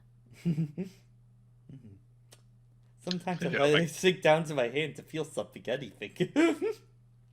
Sometimes I like to light myself on fire to feel to feel warmth at something. night. To feel warmth at night. It gets cold. It gets cold in Britain. Considering she's probably based off the little match girl, that's unfortunate. Yeah. Yeah, I didn't even think about that. Oh, this got a lot sadder. What did I tell you, eh? I said I was good at telling barefaced lies, didn't I? Yes, you mentioned it. Well, that revelation rocks the whole courtroom, didn't it? Who knew firecrackers packed such a punch? So you did indeed visit the scene of the crime, did you, young lady? Good grief! Well, now that you come to mention it, I suppose perhaps I do clearly remember climbing the stairs to the room, yeah. Either you clearly remember it or you don't! Well, I shall consider the fitting punishment for this perjurious act later. For the time being, you would immediately amend your testimony to reflect the truth. Oh yes, my lord, of course. This little shit. Maybe I sneaked along the guys up there. I'll peek into the room where it all happened. The room where it happened. The room where it happened. The room where it happened. Yo, she just wanted to be in the room where it happened. You make a habit of lying, don't you, Miss Venus? You call it lying, I call it the art of compromise. Well, suppose so. I don't really know, to be fair. If you want my advice, though, I take everything I say with a big pinch of salt. Alright, but you did in fact go into the room where the victim was killed that day in question, didn't you? Oh, please, as if I would. I can't think of anything more terrifying. The truth, please. Well, alright, just a bit then. I mean, a girl my age is curious and stuff, you know? Did you touch anything at the scene? Oh, please, as if I would. I mean, there was a dead body on the floor. The truth, please. Well, alright, just a bit then. I had a look to see if there's anything I could sell. So I did give a place once over, but it was nothing to write about. Right. Now I hesitate to ask, but you didn't move the notice board by any chance, did you? Oh, please! As if I would touch anything like that. Just a bit few loose chains and all I had. Woman!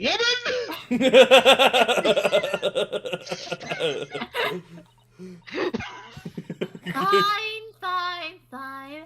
I thought there might be something underneath, okay? Please stop staring at me. So I blast the flippin' thing! Sorry, flip the blasted thing! You're telling us that you did move that board? I think I did slip that out, didn't it? Oh my God. Venus has gotta be one of the biggest little shits I think I've seen in Ace Attorney. Oh my God. He's one of the bigger ones in a while, yeah. Like, I'm getting like Mo the Clown kind of vibes. It's just a witness that just refuses to tell anything but the truth and just like knows it kind of deal. Like, what a huge boon. Even he's like, woman, what the fuck? What? You the bad. I don't believe it. The girl doesn't think. So, did you find anything then? Something that you might have taken, perhaps, to sell? Oh, please. I should be so lucky. My imagination... The truth, woman! I might have found this old pocket watch underneath the notice board, I suppose. But the little junk, it can't be worth that much if you ask it. Ah! Oh God, Gina! So, it was you, wasn't it? You're the one who took it! Gina? Young lady, may I remind you where you are? That what? A watch there? That was present from the Inspector Gretchen for the yard. For the big case he solved 10 years ago. The professor case, no doubt. The boss used to wind up every evening without fail, and was waiting for Grub to come with the pug. I see. I swiped it off and wants me blimmin' upset. Even gave me a right earful. Said I haven't missed a day in the last 10 years, polishing it and winding it. It means the world to them, that watch it did. Possibly not the best thing to be diving in for, then. It's not all that, though. I took a little jab the night, asked how much it's worth, but the old dealer wouldn't touch it. This little shit. Yo, 5 words to set up Gina. It's not all that, though. Yo, you know what? Gina, just put out the gun. I'll allow it. Oh my God. This fucking bitch, I swear to God. And yet they gave her a rad design. Why does the cool character design have to be associated with such a bitch? Oh my God. Wanna give me a penny for it? Said it wasn't working. Knocking about and worthless, he calls it. I knew I should have lifted it. She did. I'm gonna go over there and I'm gonna slap a bitch. Just watch. Must be submitted as evidence at once. Oh, please, just so long as you promise to give it back when we're done. Not a chance. I'll slave for you try to get your grubby mitts on it again. That's enough. Hand the watch to the bailiff forthwith. Now, children, watch your manners. I swear to God. Happy slap fight on the witness stand.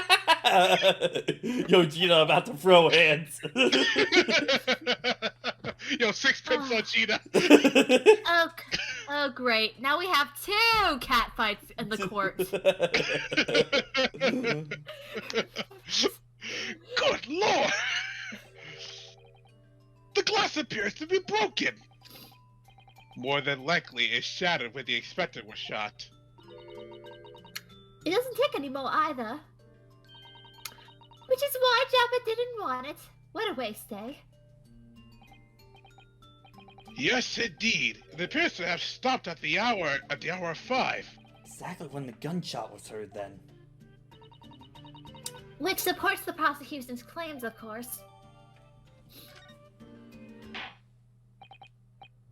Well, it would appear that the mystery of the moving notice board has been solved, at least. And as predicted, it had very little bearing on the case. Gotcha. Can I get... Thanks. Thanks, Naruto. Thank you for that. Can I get a W for once? God damn it. Now then, continue with your cross-examination, please, counsel. Okay, I do want to check out that stopwatch. Let's see if we can get anything on it. There's a tiny little stub sticking out of a small hole here, look. I suppose it must have been a little knob or something for it to set the time.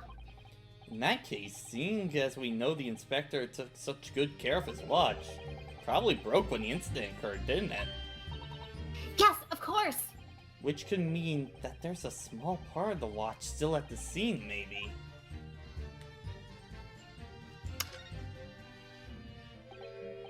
There's a tiny little keyhole there, can you see it? Oh yes, that's probably for the window to use to wind up the mechanics. It looks a little unusual, don't you think? Yes, you need just the right key to wind it, I imagine. Why do I feel as though I've seen something? Something a bit like a key about the right size to fit in this hole. It'd be wonderful if we had a key. Let's check carefully, see what we already found. I wish I could combine two evidences like this and just see it now, but... The glass over the face is really badly cracked, look. What a shame when we inspector clearly looked after it so carefully. I imagine Mr. Jones could have repaired it, don't you? Yes, I should think so. He's very adept at things like this. A useful man to have around, in fact. But kindly remember, he's a great detective, Mr. Naruhodo, not an odd job man. I beg to differ, considering the Yeah, I mean, there's also Greg's watch. He will 100% fix it for Vegeta. I think that's supposed to clue you in on checking that evidence again. But I already have inspected it for the key, kind of deal, but do I need to inspect it again? I think so. Like, now you know what it might actually be. Oh, wait, okay, so... I just... To give you a heads up, because I do remember this, there will be a point a few times in this overall case where you will probably have to expect that you will be given something, expect it once, and then have to go back and expect it again to get the real answer.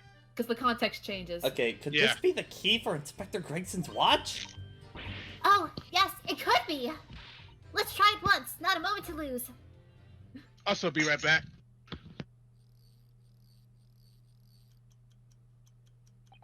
I knew it! A perfect fit! And look! The inspector's watch has started going again. So it's obviously just been wound up, that's all. What is it, Mr. Sato? Well, if the watch isn't actually broken after all, I have a feeling it could have profound implications.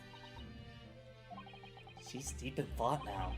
Perhaps I better start thinking deeply too. It means he could have been killed before 5 o'clock! Hmm. I don't know anything, I'm just lost in, there's just pressure to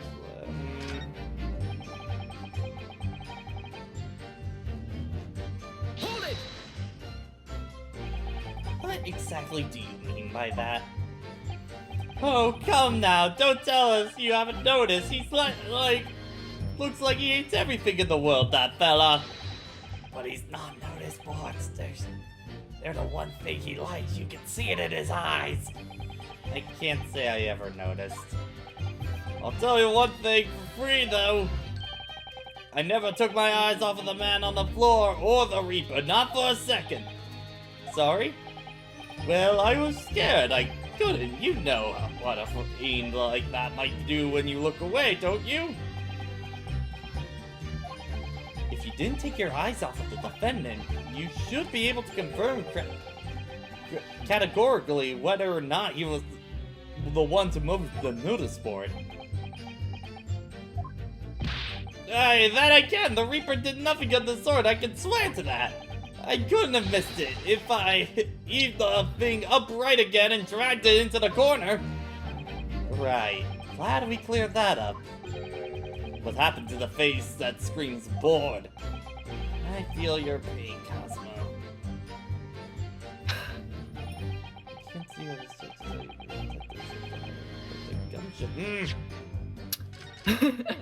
There it is, there it is, there it is, that's on! Rio's like, aha! Got it. I'm afraid that's not necessarily the case. Oh? At the scene, we found this key to the winder of the inspector's pocket watch. A key? And having wound the pocket watch, we discovered that it in fact still works. You see, the watch didn't stop because it was broken at all. And the fact completely undermines one of the most fundamental premises on which this entire case has been built. What? Yeah. Oh shit, I don't have my mask. Whoops. Order, but counsel! The watch has stopped almost exactly at 5 o'clock! Yes, it's when we heard the gunshot. It is exactly the hour! The time that was shown on the watch tells us nothing other than when it was wound down. It's merely a coincidence that it happened to be 5 o'clock. Objection. Even if it's true, the 3 witnesses here all heard a gunshot at 5 o'clock. So that's obviously when the crime was committed. Objection. No, that doesn't hold. Why not? Recall that Inspector Lestrade said only moments ago.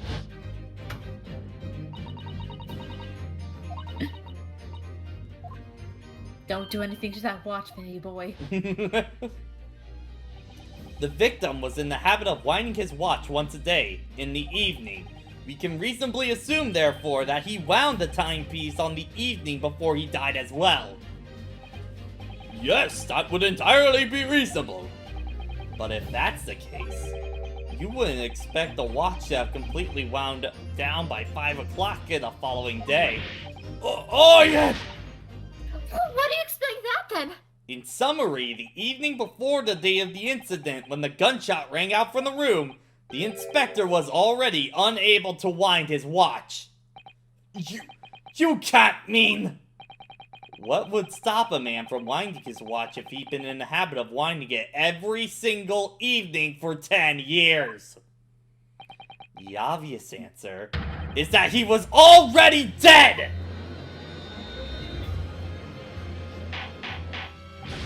Order! Order! Counsel, what an extraordinary claim! Extraordinary isn't the word. It's absurd. You claim he was already dead the night before. Do you really think that Scotland Yard's coroner would have overlooked something like that? Buddy, have you seen the last case? No, hold on, follow-up question. Was the coroner not the scythe? Oh. Just the crowd right behind him. Oh! On that subject, there's something rather surprising.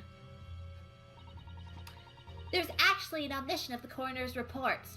An omission. The time of death is not noted.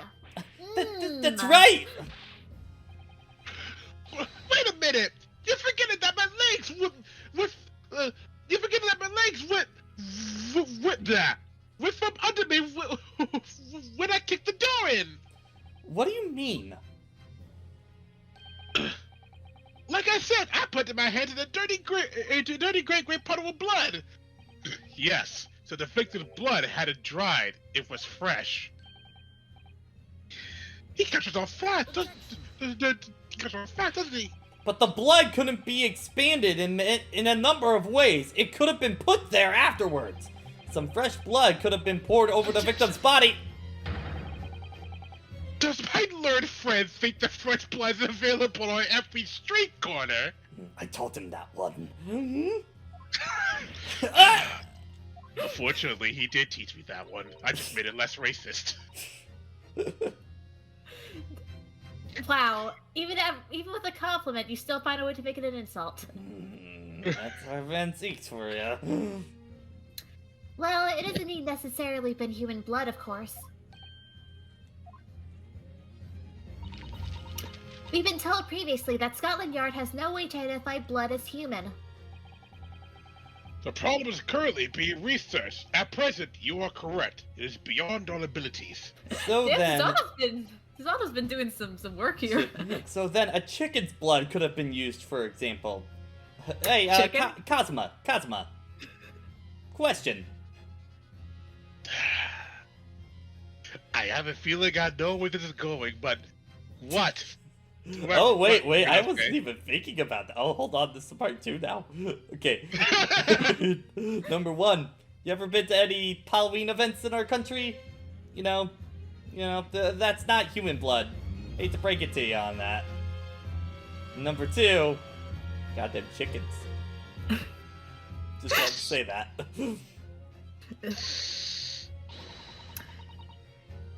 Anyway, it's certainly a possibility that... Wait, hang on. Kazuma cries a little. I'm so proud. He's learning. Do you two need some, Well, time? Susanna will do it after court. As I was saying, it's certainly a possibility that it wasn't the inspector's blood at all. Objection. This is the idea that he's only pessimistic towards Baroque, but not Naruto. I mean, yeah. Naruto, That's he's really like, yo, nasty. it's like, yo, no, hold on, 4 hands, yo, let's go. Hold 4 hands, I'll end him. But the gunshot was heard at 5 o'clock that afternoon. That's beyond question. Is it though? What? Is it though? Given that the time of death of the victim has already been called into question, isn't it beyond reasonable possibility that these witnesses heard wasn't a gunshot at all? Oh, please, what are you trying to say? Maybe the thing that you just threw into the courtroom right now? Oh, the carpet's fine. Ocelot, no, what we heard, and it was a loud bang that came from that room. Now you listen to me, a street seller's ears are his livelihood! Why do you still have that? Let's not question that Susanna right now. I don't want my mind to go there. I don't doubt your ears, sir, but all that can be stated with certainty is that you heard a noise. A noise.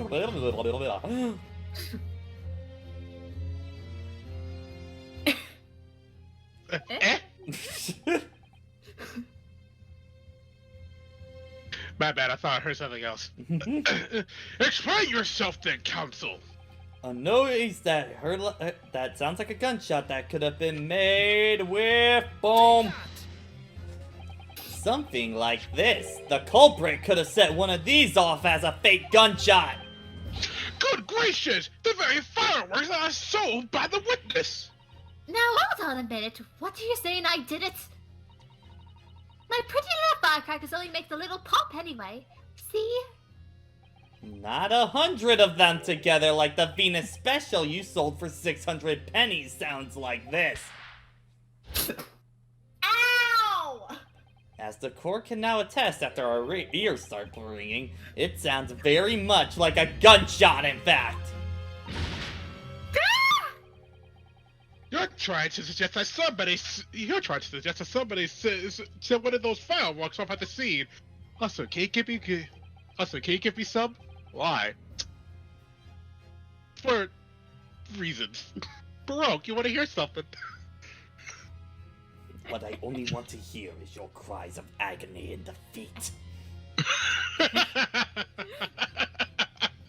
Get fucked.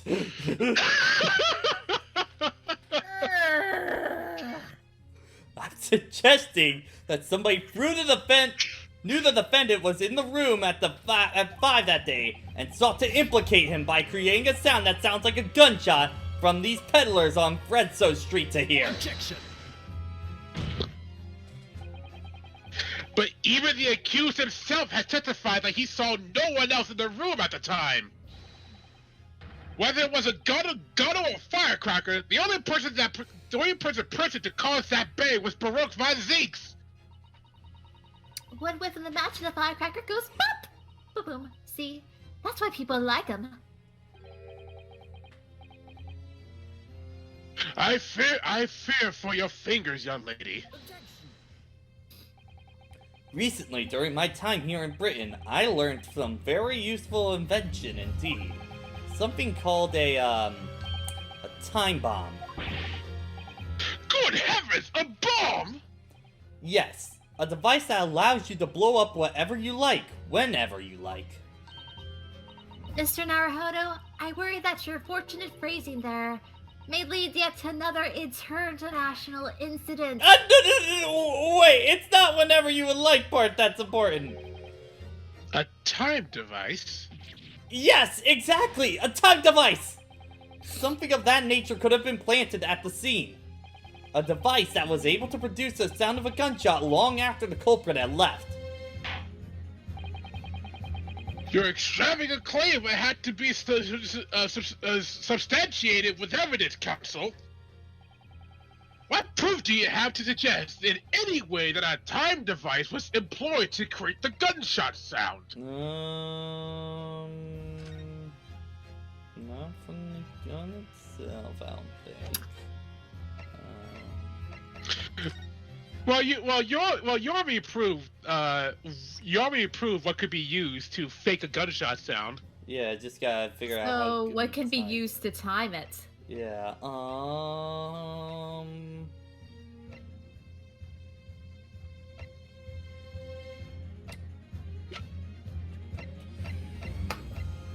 don't have anything that actually can. So I'm trying to figure out. So Patrick, how did the firecrackers go off? With the guns? No. Oh. Probably through the candle, most likely, because that's the only source of fire. Take that! As the court has already discussed, the tip of this candle room has been blown off. Indeed, because it was struck by the bullet, which presumably passed through the victim. I don't think that's possible, my lord. Not possible? Why? Because of the scorching. Also, just another audio check, just real fast, just making sure we aren't desync. There are a group of gunpowder scorch marks clearly visible on the broken candle. There are? Goodness, yes, but is it not the case that was scorching on the victim around the bullet entry wound? That's right, there was. But as we heard earlier, scorching like that only occurs when the target is very close range, a matter of centimeters from the gun.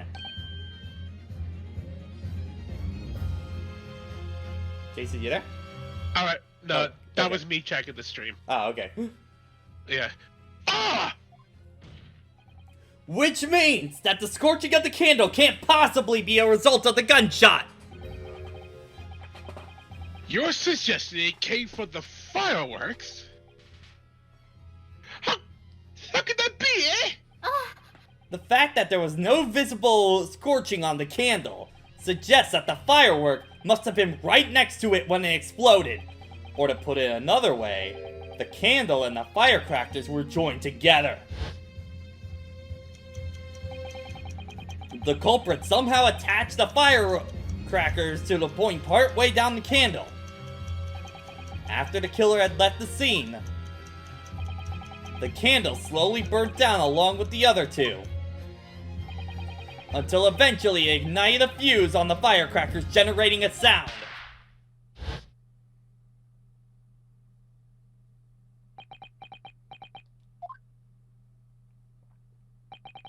And that's how these 3 witnesses came to believe that they heard a gunshot at 5 o'clock. Well, what a plot. And this implies that the victim could have died earlier than we've been led to believe, the previous day even. Now, just hold your horses. All those thought here saw the victim going into the building, remember? I couldn't forget the flame cutter in the air even if I wanted to. The person you saw entering the building wasn't the victim at all. Consider this. Obviously, anyone can wear a wig. So the person that the witnesses claim entering the building 15 minutes before the incident occurred could easily have been someone else entirely wearing the red hairpiece. Someone else? Do you mean to say? It was the same person who contrived the firework cracker trick. In other words, Inspector Gregson's killer!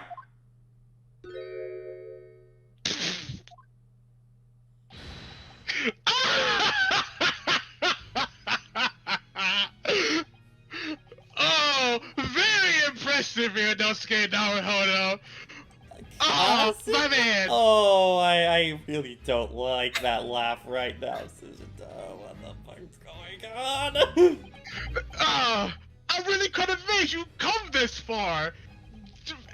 Impressive. I'm impressive. If I were you were young, I would give you 4.5 stars. But only 4.5. After all, wasn't I the one who told you that you had all the makings of a great defense lawyer? I also noted the lack of time, the lack of time of death in this report.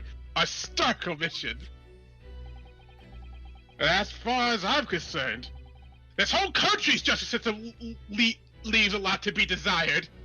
Whoa. But how does that have to do with my argument?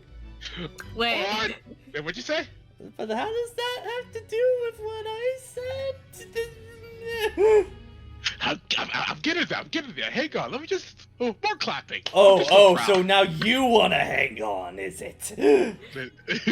Order! Stop clapping! Prosecutor Asogi! There's 2 more. You done? Yeah. What on earth do you mean by that statement? I hear that many of the leading members of British judiciary are present to observe this trial today. I'm about to roast all of them, so we cannot allow even the slightest doubt to be overlooked. The defense assertion about the time of death based on the victim's stopwatch is just conjecture. But, while the possibility exists that my learned friend may be correct, we have a duty to explore it. Well, certainly, I would agree with you. And what immediately comes to mind is, of course, what was Inspector Gregson doing, and where did he go on the day before the incident? Do you know? The inspector always carried out his investigation work alone. His movements were treated as confidential within Scotland Yard. Even within the yard? However, considering the evidence we've been presented with so far, I say it's fairly apparent what case the man was pursuing. Wouldn't you, my learned friend? Also, it appears that my mother has groceries outside, so I must help. Wait, mother? What? Hang on, I gotta leave! Okay. Hang on, I gotta leave! Ryunosuke, you're doing a fantastic job! Baroque, you're still sucked though! Suck my butt! I do have a feeling about what case he might have been investigating. Yes, I agree, surely. My lord! The defense believes it can explain to the court the case that was being investigated by Inspector Gregson at the time of his death. Very well, counsel. Present your argument to the court. What evidence suggests the case was being investigated by the inspector the day prior to his incident? That's not the specific. That's not the specific article. Just before you say. Yeah. Warmer. Hold on. Not that. But that.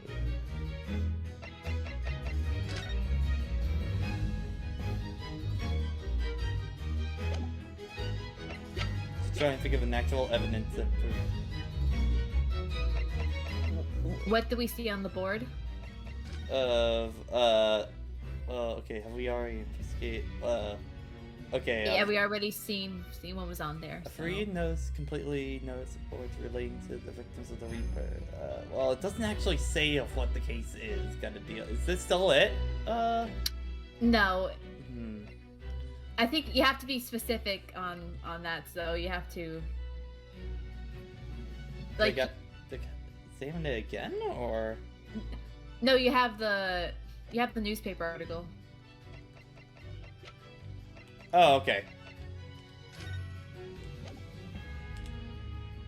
Take that! I believe this red hairpiece points to the answer. Comes back to the courtroom. Alright, I'm back. So it turns out my mom didn't need help. She just wanted the door to be open. I got ready everything to go help my mom with the groceries, to be a good little boy. Turns out she just wanted the front door open. Now I'm back for a different reason. Alright, so where are we in the case? We might assume it was part of a disguise used to carry out an undercover investigation. Surely not! Such a brightly colored hairpiece will only serve to make the inspector more noticeable! Yes, that's quite true. It would definitely have made him stand out in the crowd. Except, that is, in a crowd of gentlemen from the Red-Headed League. The Red-Headed League? So, you'd already worked it out. What on earth is this all about? Is there such an extraordinary league of gentlemen? The Red-Headed League is currently under investigation for a grand deception. A deception of what nature, Counsel? They've been targeting red-headed men across all London and tricking them out of small sums of money. Also, chat, audio check, please. Yeah. Two men were arrested for the misdemeanor only yesterday, in fact. My lord! The defense calls for the two men to be summoned at once! Two redheads? Inspector Gregson clearly infiltrated the Red-Headed League using this hairpiece. So it's very likely that he had direct contact with these criminals. And it's quite possible that the contract led to more serious offense. And thank you, chat.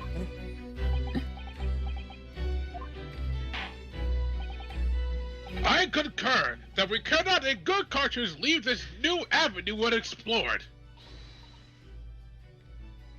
Okay. Well done, Mr. Naruhodo. Well, it's another possible line of inquiry for us, at least. The prosecution will make a media arrangement for the charged men to appear. Bring these two red-headed conspirators before me, Prosecutor Sogi. You have once, my lord. Very good. We will have a 30-minute recess. Court is adjourned. Alrighty. So I should probably ask, because of the trial, is this just a one-day trial because of, like, the close court nature of this, or is this the proper 2 days, kind of deal, just for scheduling purposes, sort of deal? For the sake of scheduling, yes, it is 2 days, but not what you think.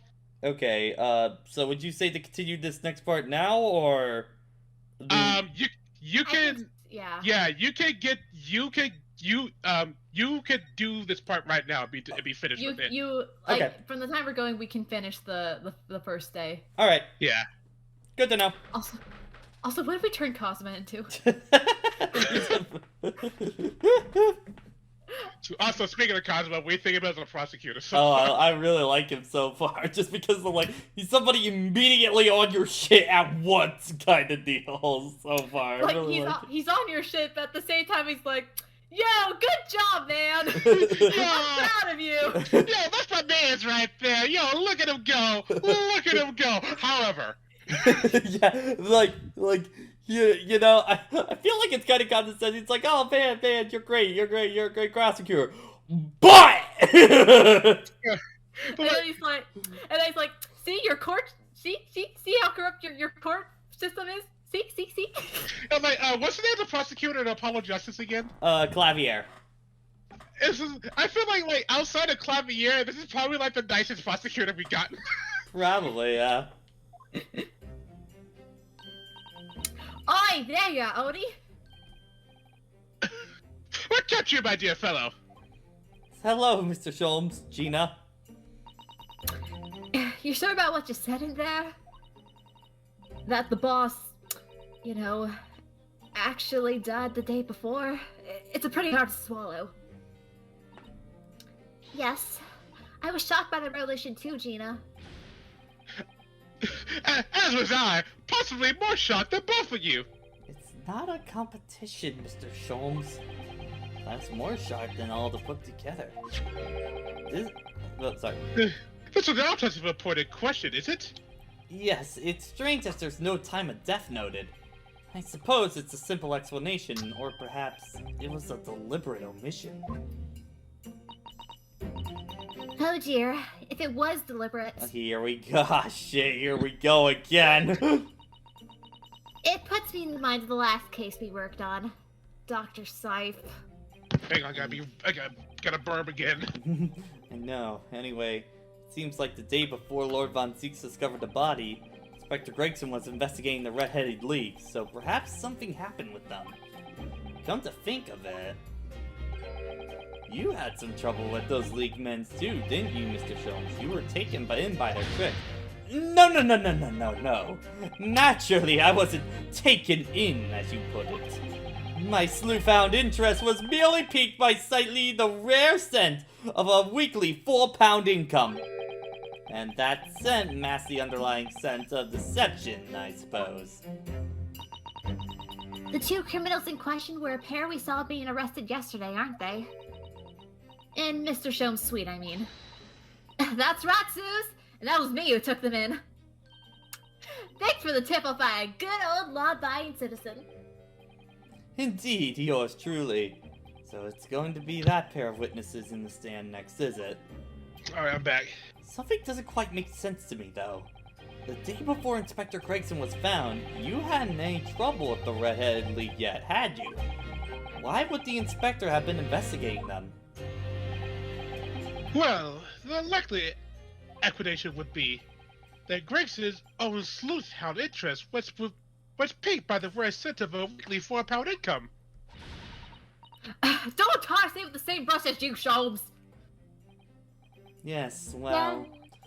Then there's the whole issue of Inspector Gregson being investigated by Lord Von Zieks for some reason. The Reaper, the Red-Headed League, Inspector Gregson, Lord Van Zieks. And Kazuma. I feel as though I knew we arrived to this point somehow. Gosh, I think you're right. What's really trying to achieve here today? All the answers will soon be revealed. Observe the time, my dear fellow. This recess will be over very shortly. Yes, you're right. Kazuma was being determined that he should be the one to prosecute this trial. And he was determined that I should take the defense. Just what is it he's hoping to make me see, I wonder. Alright, legit question. Yeah? Legit question. So, every one of the every one of the the gallows are part of the judiciary, right? Yeah? Yes. Why is Holmes here? The famous detective. Famous Oh, celebrity status. Celebrity, Yeah. yeah. You're saying like celebrities don't make their way into politics at all, you know? I don't get the feeling that we're far away from the end of this trial yet. That they could just buy their way into the government. I'm famous. Are you ready then, Mrs. Sato? Yes. Well, what you're saying is true. I mean, in Shona's case, listen, my friend, listen, someone that I consider a colleague has died. You think I'm gonna sit this out? I will nag your entire yard until I get in that courtroom. I will expose secrets until I get a seat. I will make Iris publish a very bad letter of recommendation to the entire yard. And you can't stop me. Yo, I will ruin Scotland Yard street cred if you don't let me in.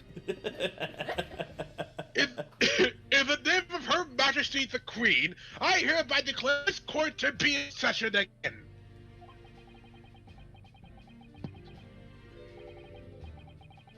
We resume the closed court. Oh, yeah, hold on. Everything good, Patrick? Everything's stable? Give it a sec. Okay, we should be back to normal now. Try it again. Can you put up the thing, please? Because I missed it. Oh, wait, no, it never changed. Yeah. We resume the closed court hearing of Baruch von Zeeks, here present, who stands accused of murder. Yeah, we just had a weird lag spike, guys. We're good.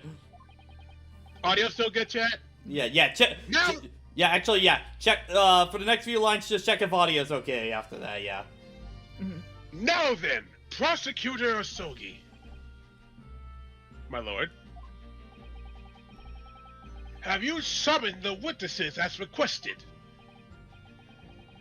Yes, the two members of the Red-Headed League who planned and carried out the deception. They arrived not long ago from the local prison by police carriage. Very good. Bailiff, usher the two men into the courtroom. Bring the Italians in. Alright, here we go. Okay, the audio is delayed now. Okay. It's Brandon though, so. Yeah, it is Brandon. I'm going to Go. deactivate and reactivate the Elgato real fast, just in case. Okay, let's go. I just checked it. I just checked. It's still fine. Okay. Mhm. Well, no. All right.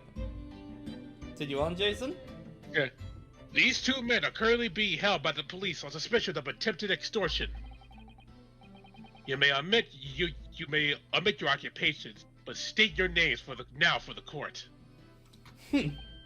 I am Farron de Roseret, a descendant of the Grand Roseret family from Nice, France. And my name is Epipono de Rosi. I'm the third son of the great familia de Rosi, the landowners from Napoli. Wow, the new Mario Bros. Movie looks great. The two men first became acquitted at a boarding school. It just said it. Dang it. The two men first became acquitted at a boarding school for European nobility. People graduates from the semester are the future leaders of Europe. But, do you have any idea how boring it is to be born with noble blood? A rose! It makes my mission to get a job better than they were by employing the gray cells of my brain. That is all I am trying to do, eh?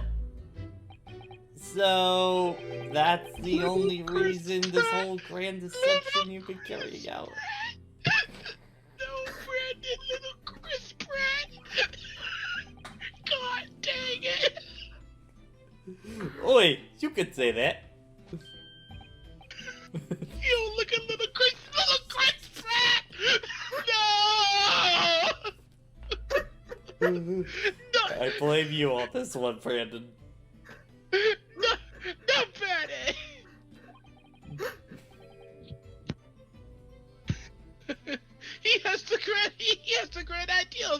already planned. This strange combination is the charm of the hilarious brothers. See, Capo? Listen to me, Papillon. I have two songs I sing to you. Che? Are you about to tell me what are your grandioso? Evita. Evita? Firstly, I want you to stop calling me the Kappa. And secondly, we are not hilarious brothers. This is serious business. Gebello, there it is, the Capo's Tropicon, the fertile brow. It is deep, oh, Capo, the fertile, and the meaning of your words. The court has been led to believe that under the banner of the Red-Headed League, I am just so lost by these two. You have conspired to swindle money from unsuspecting members of the public. Is this true? Oi, Sika. And what exactly was the nature of this deception by which you plan to defraud? Lost, I would explain it. No, Capo! Leave it to me. As you see, we both have the vivid red hair, no? At school, we were teased for this without pity. The Capo here, he has many ties behind the schoolhouse, crying like the Trinity fountain. Oh, the dogs! The ones one day said will respect us redheads. Every night, he would bury his head in his... Oi, si ben Beppo, enough. I would explain the rest. The first step was the newspaper advertisement. About a week ago, the plan was put into operation. We insisted the same notice in every paper in London. Yes, we saw the notice. It was on one, I believe, entitled to Redhead League. Oi, Zigra, I am over that you've seen it. It states that the only condition for joining the league is having flame-colored hair, and that you satisfy the interview panel and are admitted into the league. You could receive a weekly income of £4. On the date specified, red-headed hopefuls gathered in drove at a park specified in the advertisement. From each person present, this pair took an application fee of 5 shillings. And with the money to France, I was planning most elegant, no? No, it was most dishonorable. But to be frank, I was stunned anybody was foolish enough to be taken in by such an obvious trick. The part that was described by one witness was choked with the Red-Headed League like the coastal orange barrow. And the day on which all these men gathered to apply was the day before the victim was discovered. Crucially, these two men spoke face to face with every single person present that day. Boy, I have seen more redhead people in one day than I've seen my entire life. See, and now every time I see the coppers here, I feel sick to my stomach. Anyway, why have we been summoned here today? Sorry? The date for our trial was not until tomorrow, I was told. Naturally, neither of these men have been told any details about this trial.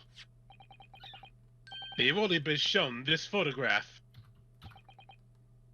Very good. So, Mr. Dead Rose... I'm just going to call you the Redhead. Mr. The Redhead, you will now give your formal testimony for the court on the subject of the gentleman pictured in this photograph. Of course, we are always ready to help with the law. I doubt that, but... Why do you doubt it? We had more than 1,000 redheaded people assembled in the park on Lightway Street that day. But don't you recall that man in this photo, eh, Capo? None. I do not remember them. Obviously, he is dead now, but I assure you he will not in the back. Laura, this has nothing to do with us. You have a lot to answer for, people now. This is your fault that we were caught in the first place.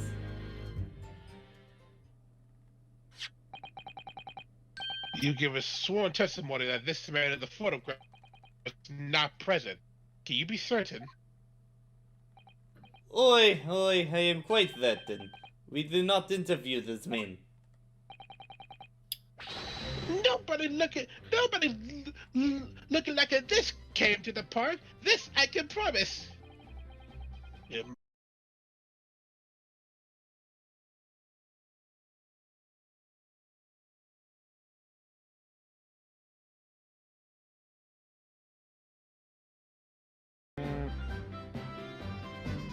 And okay, we're back.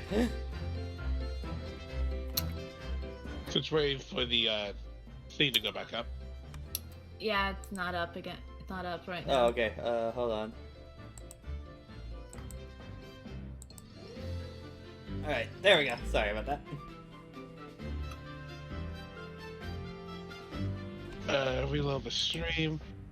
Alright, there it is. And have to sit through a Marvel ad.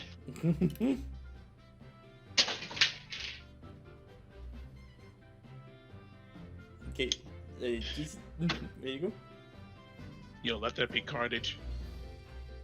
Accordingly, this court has little confidence in your assurance. You're welcome. Oofa. That you tell Ufa. Oofa. Ufa. Okay, Ufa. Yeah, Ufa. With this attitude, we get to nowhere. Huh? He's really a sultan now. This confidential document was obtained directly from Scotland Yard. It records an entry for the inspector's private diary dated the day before the incident. It reads, Lime Street, Redhead League, undercover. Ah, I have the answer. Maybe there was another similar event in the park on the day in question, eh? That is ridiculous. There's no questioning that Inspector Gregson was investigating the Red-Headed League, which means it's quite possible that he was killed. That's where he was killed. Very well.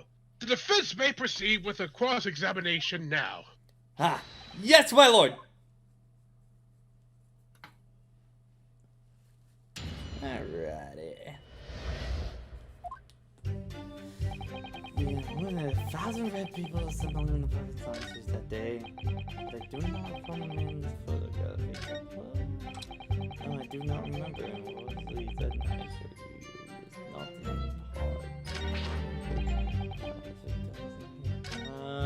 okay, I'd say start on this one. Hold it! He doesn't look at all familiar. No, I don't think so. And this is a wig, eh? He was trying to trick us. I do not like the people who are trying to trick the other people. Says the con artist. If between them they interviewed 1,000 people with red hair, it would be unreasonable to expect them to remember every face. What the? Okay. No, Signor. I may be small, but that memory is very large. I never forget a thing. In my opinion, I do not think this man was in the park. But he's not gonna give the court a definitive, it seems. Hey, couple, you didn't see a man like this, Hold it! But according to what you said, you spoke with 1,000 or more people that day. Oi, that is true. My eyes are burning from the very day. Surely then you can't actually remember every single face. How are you so certain that this particular man wasn't present? Normally, the red hair is very distinctive, eh? But not when you have 1,000 red hairs crowding around. then it's just an eyesore. But if there was some other information you could have given us, maybe then we would recall. That is not the line, Pepino. Remember, we do not remember them. We are sure of that, huh? There was a man in a red hairpiece, but his mustache did not appear the color. Then I do not think I would have ever gotten him. Kazuma said that these two have only been shown the photograph and they've been told nothing else. What if I tell them one detail about the victim, for example? I would say the fish and chips. I can certainly appreciate that just knowing the man had a red hair to remember the situation. But what if I told you the man was always munching on a packet of fish and chips? Do you remember a man eating incessantly? Not really, I was not looking at the hands of the applicants. I wouldn't have noticed the fish and chips were more than a caviar and smoked salmon. Oh, spaghetti! Me, I love spaghetti. Really? I had no idea. Did I forget what you said before, Pepino? See, Capo, see! I say it again and again. To be fair, I would try that too. The fish and chips is like the most distinctive thing I would think to go for, so... For him, yeah. That's interesting that there's no fish and chips.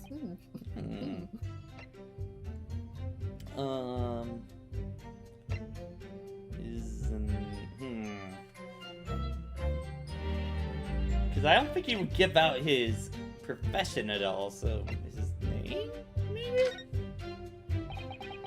I can certainly appreciate that you just knowing the man with red hair couldn't help you remember the situation, but what if I told you the man's name was Gregson? The man in the photograph is Monsieur Gregson? Yes. Names, they are boring. I did not listen to any of them. Oh. It was not a real interview, huh? It was just for a show. What if I remember the names? That is right, this changes nothing. The man in the photograph is not there, we have already said. See. It seems there's little to be gained for pursuing this point further. Don't forget what you said before, Pepino. See, Capo, see, I'll say it again and again. Okay, try the last one. Hold it! If we get a hit on that for his profession.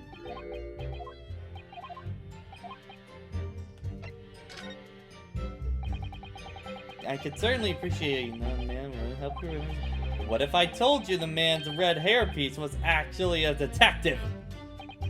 The man in the photograph, a detective? Yes. It would appear he found you notes in the paper. Suspicious and decided to investigate it incognito. Sorry, but this changes nothing. Excuse me. Something to add, Mr. Rosie?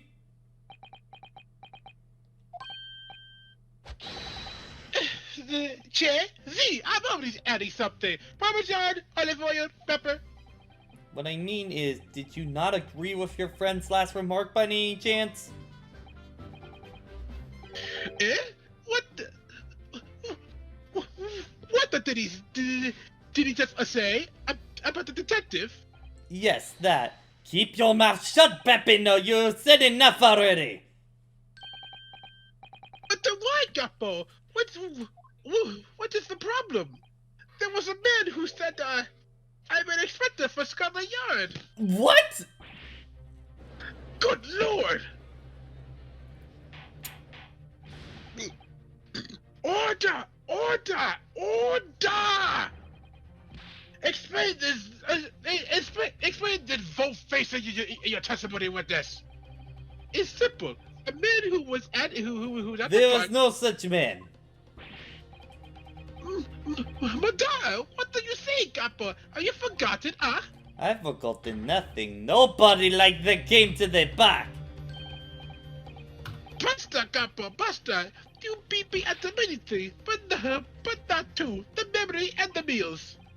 Like I said, when it's time to eat the pasta, no one is a faster. But you are inferior to me in every other way, so shut up. Objection.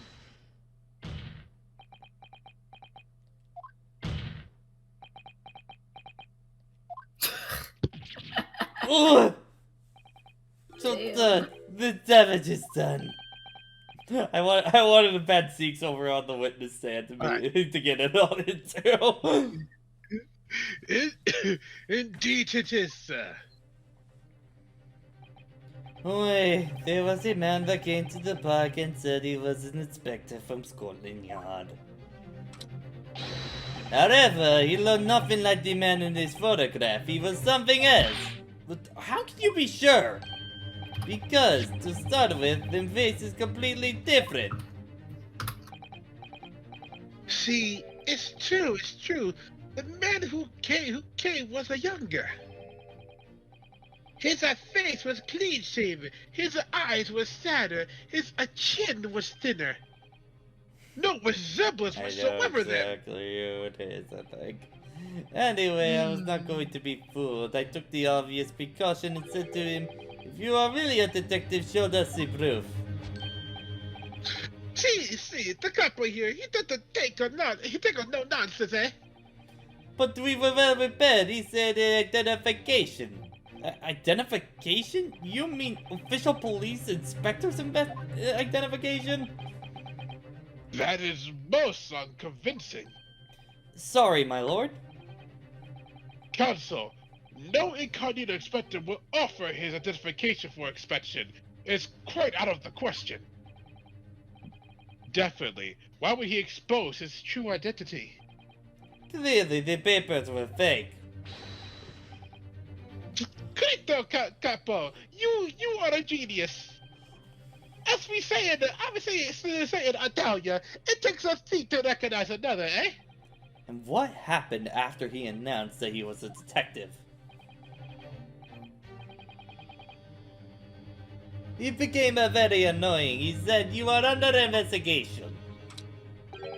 So I took these papers and I chased them out of the park. It was fantastic. And look, here is the identification. So you stole it for the man. He had it coming. He made us very scared. But he was not who he said, as he was. Indeed, the person described does not appear to have behaved as a true inspector would. However, I believe it will be important for these identification papers to be entered into evidence. But I like them. Now, let us return to the witness's testimony. Boy, let's look at that, and I think I know exactly who the fuck it is. Can't find anything out of place. Yeah, open. Well, I suppose we should see what's inside the inspector's investigation identification looks like inside.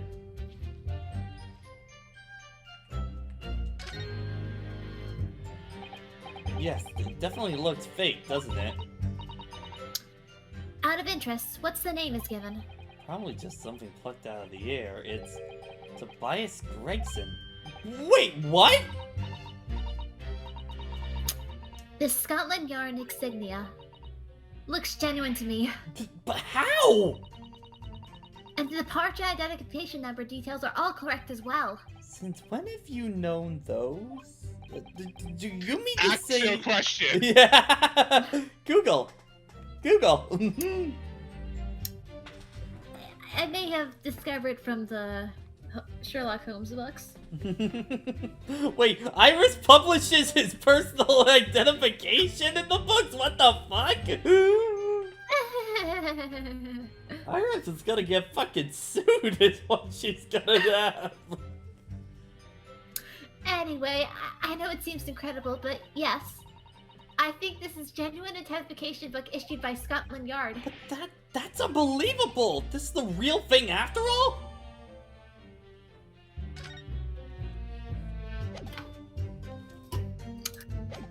Victim is...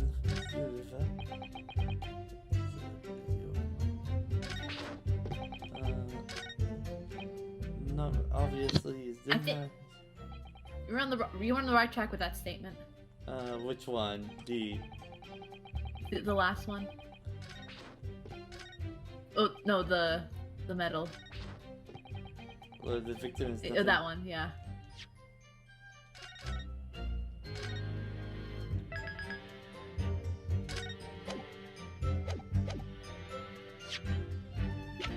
Objection! Yep, there we go.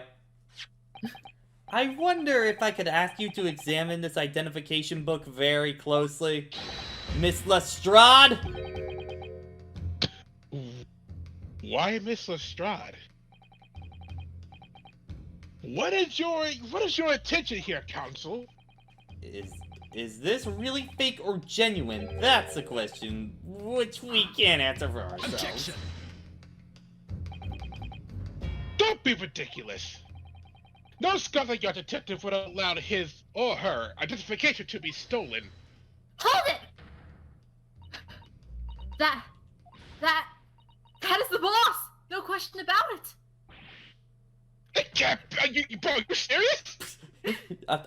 Kazuma, like, for once, I'm actually as shocked as you. Like, what the fuck? Wow. Wow, man. Just...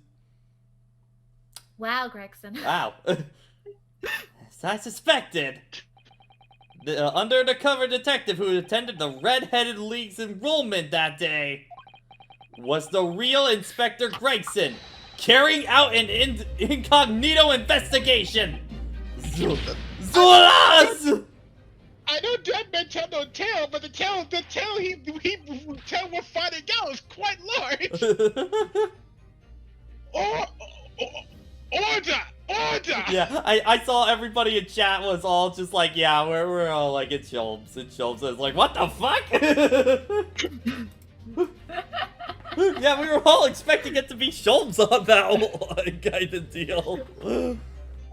Wait, are you implying that Sholmes had Scotland identification? Well, I mean, he works for the Yard quite a few times and stuff like that, so I wouldn't be surprised. I mean, no. He works with the Yard. I wouldn't be not surprised for if the he Yard. got like a temporary one at one point or something like that, and just like, he just or kept like it. he would fake one, you know, kind of deal, because he knows what it looks like, so he could just replicate Damn, it. Sholmes, you're breaking the law. Man, Sholmes really wanted that 4 pounds that badly, huh? But if the boss's identification's stolen, would the report straight away? I mean, it was always on me about it. If I lose something, report to it once, you say. Could it be then that the inspector was physically unable to report it? Physically? Eh? What are you saying? Audio check. Unable to. You're not suggesting. Oh hell yes I am! It's quite possible that he was killed before he had the chance to report his identification stolen! No! He was killed by Italians? Order! The defense posits that the victim was killed the day before his body was discovered at a different location. Do you two have anything to say to that?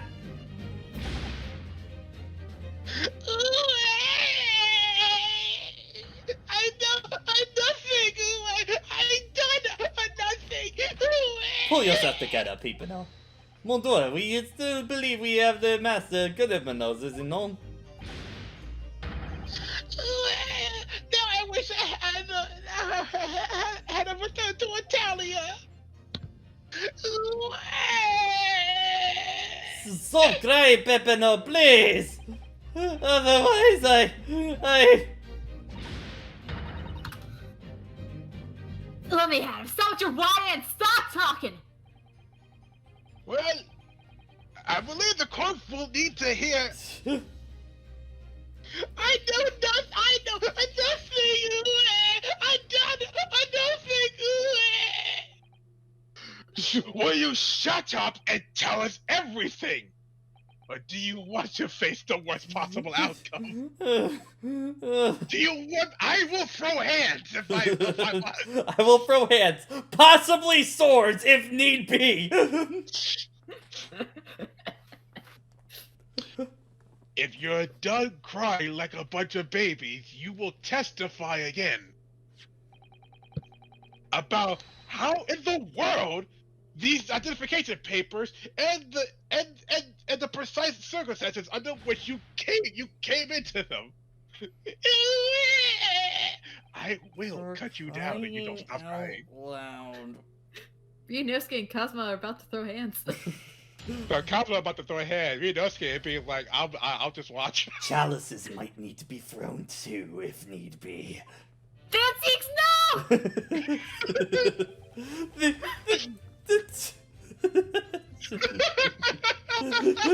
Just Susato has to run over there and restrain him from throwing the kind of deal. I'm preparing the chalice. Let me throw it. Let me throw it. Come on.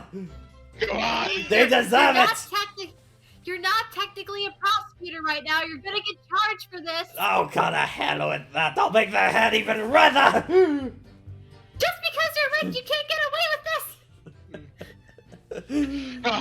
Why don't you do that thing you did in the last case? You know, that toss. Toss him. I saw you do that. I know what you're capable of. The truth is, we took him in prison and kept him for the night in a secret island. He thought we sent a real detective. I was scared to let him go in the day just in case. We took the man's identification from him and shut I him in the room next to us. He might have fought a little tussle, but no more, and the next morning we let him go. He spent a night in a nice room. It was nothing like a prison, really.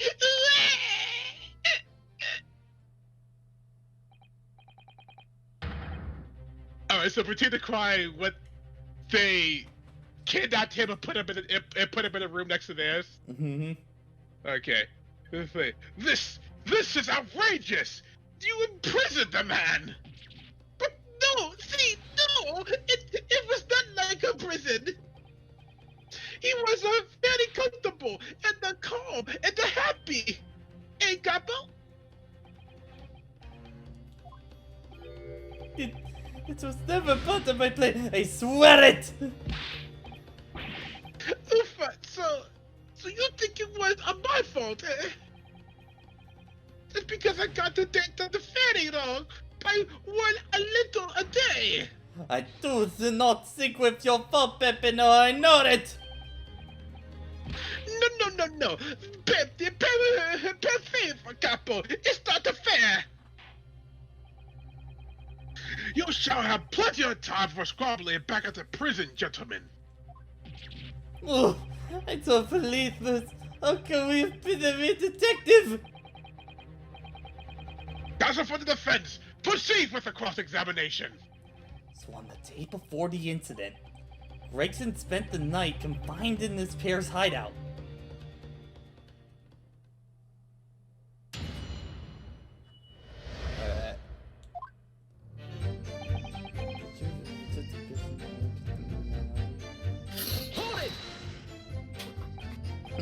Do you realize what you're saying? You'll have to believe me, I never intended for that to happen! He just said the detective did not intend it either! Do you think? But there's nothing else they could do! Ah, shit, another lag spike? What the fuck? Okay. Alright. Okay. Yeah. Alright. See, nothing else.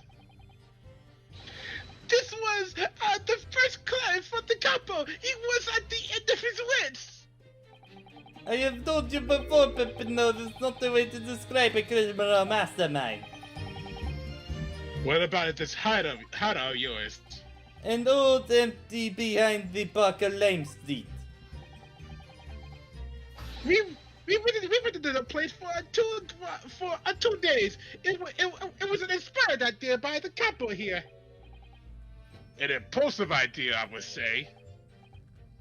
No, not impulsive. Inspired, a couple. What am I supposed to say to that, Peppino? And it was supposed to be the house described you can find Inspector Gregson, was it? Wait. But you have to remember, I was under the impression that he was a pretender, not a real inspector! That doesn't quite add up, though. If you didn't think the man was a real inspector, there wouldn't have been no reason to take him prisoner, would there? No, you're right, but we couldn't be completely certain. Hold it! Too scared? Why? Because he had to come to the park. We didn't know. There was a chance so he'd see through my plan. If that was the case, he would go straight to police station to blow a whistle on us. Even if he was just failing to be an inspector, he was up to no good, without a doubt. I think most people would agree that it's you two who are up to no good. Well, see, you may be right, a couple? The point is, we were not able to escape from the English immediately. That is why we had no choice but to take the man prisoner. What I don't understand is why the inspector felt the need to show you his identification in the first place. See, I asked myself the same question.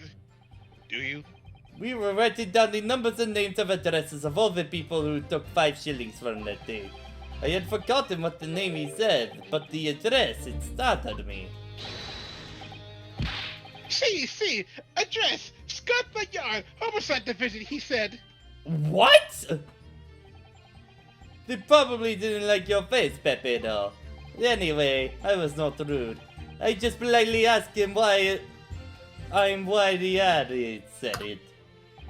And that is why he started to say I was an inspector. Not long after, we took his identification.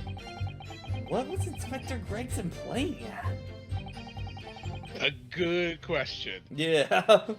Yeah. Tell the court what happened next. You took him back to your hideout, you say? See, we did.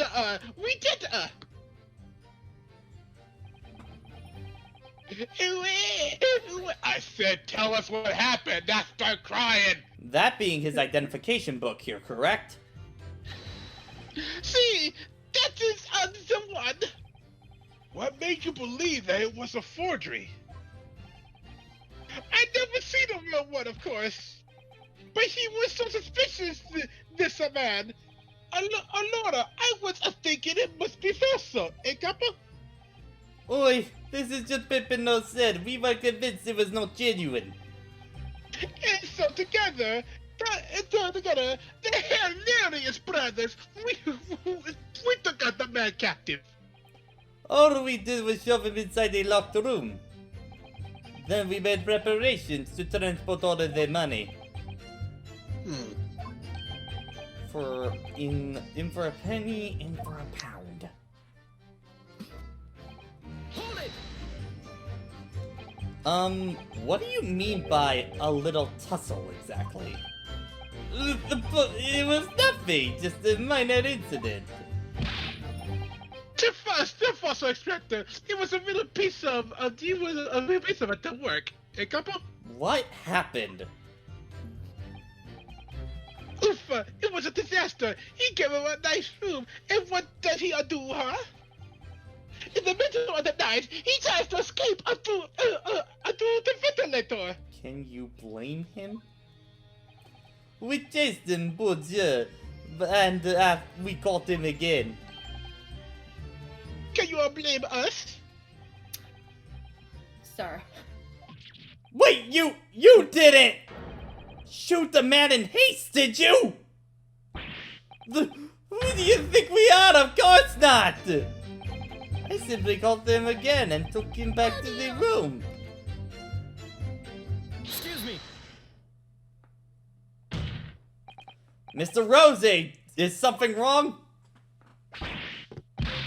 Hey, me? Something Mr. Rosary just said seemed to make you, well, it seemed to make you act even more strangely than usual. What's that all about? Cavalier, at times like that, you don't want to have the capo after you, believe me. And I speak of a personal experience, sir.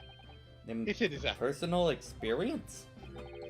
That is enough, Pepino. There's no need to say more. The truth is, the night before we put the Red-Headed League plan into action, I was scared. It was not fair to the capo, but I tried to run away. It's a shame you didn't manage it.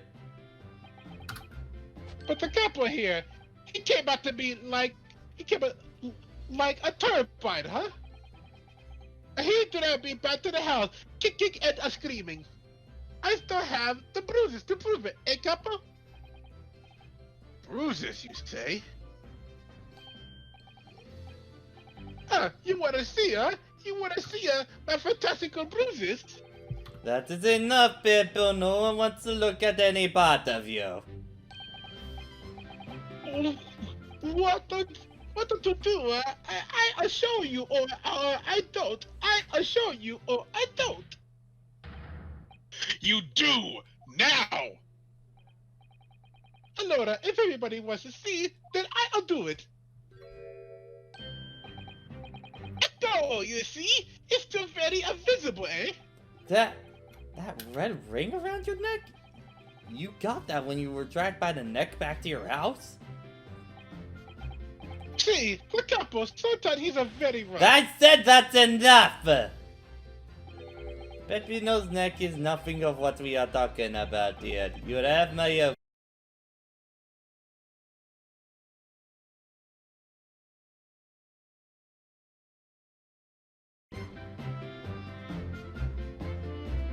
Okay, there we go. Alright. Continue on. Yes. What is your opinion, Counsel? About this red ring around Mr. Rosie's neck? I wonder, does it matter? Of course it's important. Mr. Rosie, I'm gonna have to ask you to amend your testimony with the details about that mark on your neck. Hey, Capo, you see, I was interested in what I say, huh? Ugh. Very well. You will amend your testimony as requested, Mr. De Rosie. See, if you really want to know.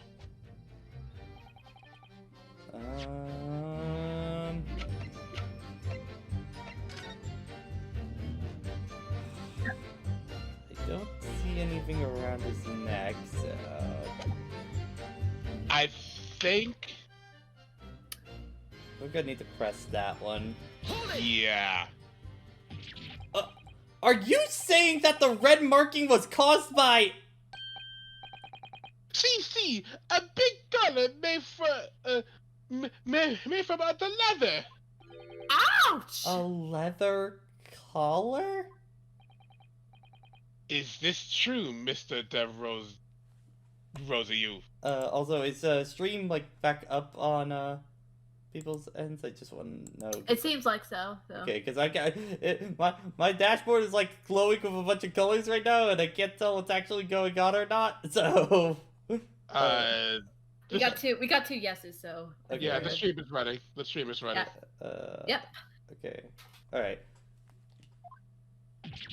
The bottle when I was younger. It was a souvenir at the time. It was a very strong chain. A strong chain. And you put that around your friend's neck? I'm sorry, I was angry for leaving me alone. You did not have to tie the chain to the leg of a bed, though. I would not have to try to run again. You didn't do that to Inspector Gregson as well, did you? Treat the people equal, it's the capo here sponsor, It's starting to sound a lot more like a prison all of a sudden. The capo is a tough, but the capo is a rough. I shouldn't have done it. So, the following morning when you realized the inspector... He had the red ring around his neck, just like me. Peppino... Alright, yeah. Okay. So he ringed. Yeah. See, I know what's supposed to happen next. I'm trying to remember how you connect the dots to get there. Yeah, I think it's I think I remember, so. You took away a man's freedom, however comfortable you make it sound. You were still holding him a prisoner. Excuse me. If you say that, then I say this. There is something that takes away our freedom too. The lack of our money. So we are the prisoner as well, all of us. Huh? No money, no freedom. This is the truth. It makes me mad, and it makes me sad. What can we do? Well... You feel so disenfranchised. Take money to court, though it'll cost you, of course. Oofa, there you have it. You see, this is why we need the red-headed league to fight for the justice. Perhaps he has a point. No, Mr. Naruhodo. No. Stop reading my mind, woman. Well, I think it's implied that, like, he's Yeah.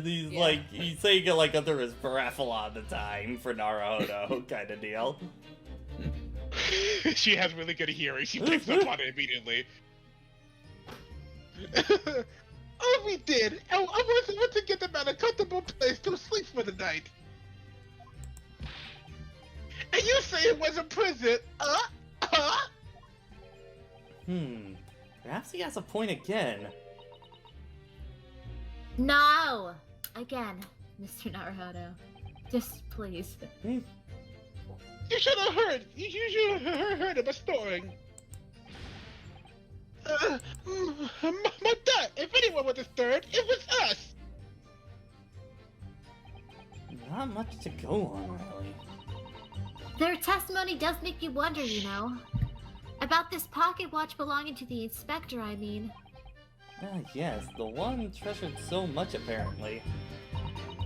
If he was confined but not restrained, as the witnesses are implying, he would still have been able to wind his watch. That's very true, yes. So did Inspector Gregson actually die while being held captive by these redheads? In which case, it is possible that these two men are responsible for Inspector Gregson's... To be honest, I find it hard to believe. Perhaps we should find out exactly what happened. Very wise, Mr. Naruhodo, yes. Okay, because like this thing has been read for the past like 5 minutes. Hold on.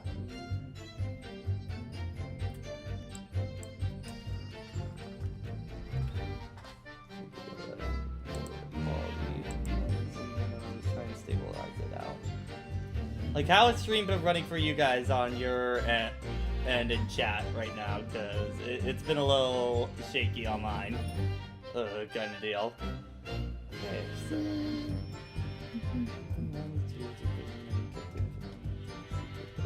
So I really don't want to reset the internet like right at the final stretch. Okay, so good so far. Okay.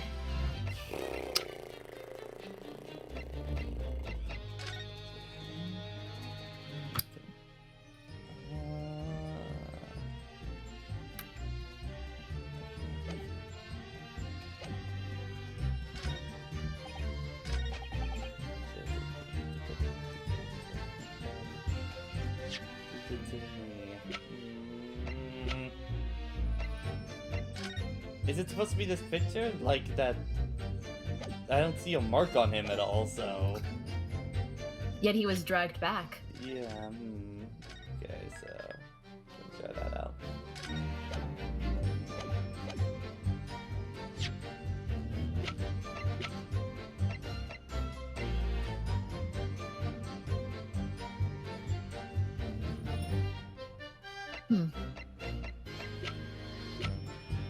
Objection! Yep, okay, there we go. So the day before his body was discovered, Inspector Gregson was taken prisoner while working incognito. No, it was not like that. It was hardly prison. It was an invitation to stay, anomaly.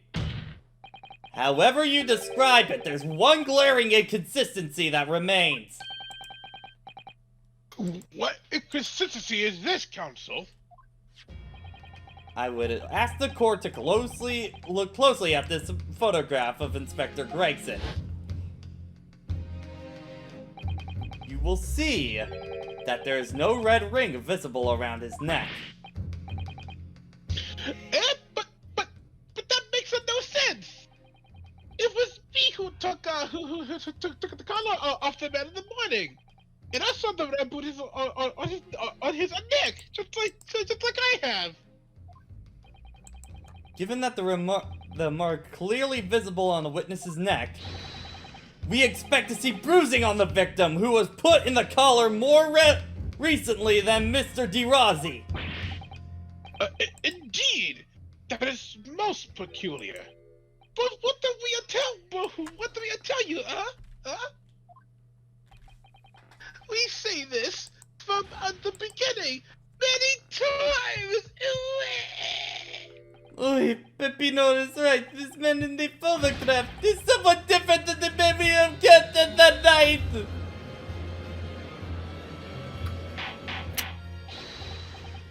Order!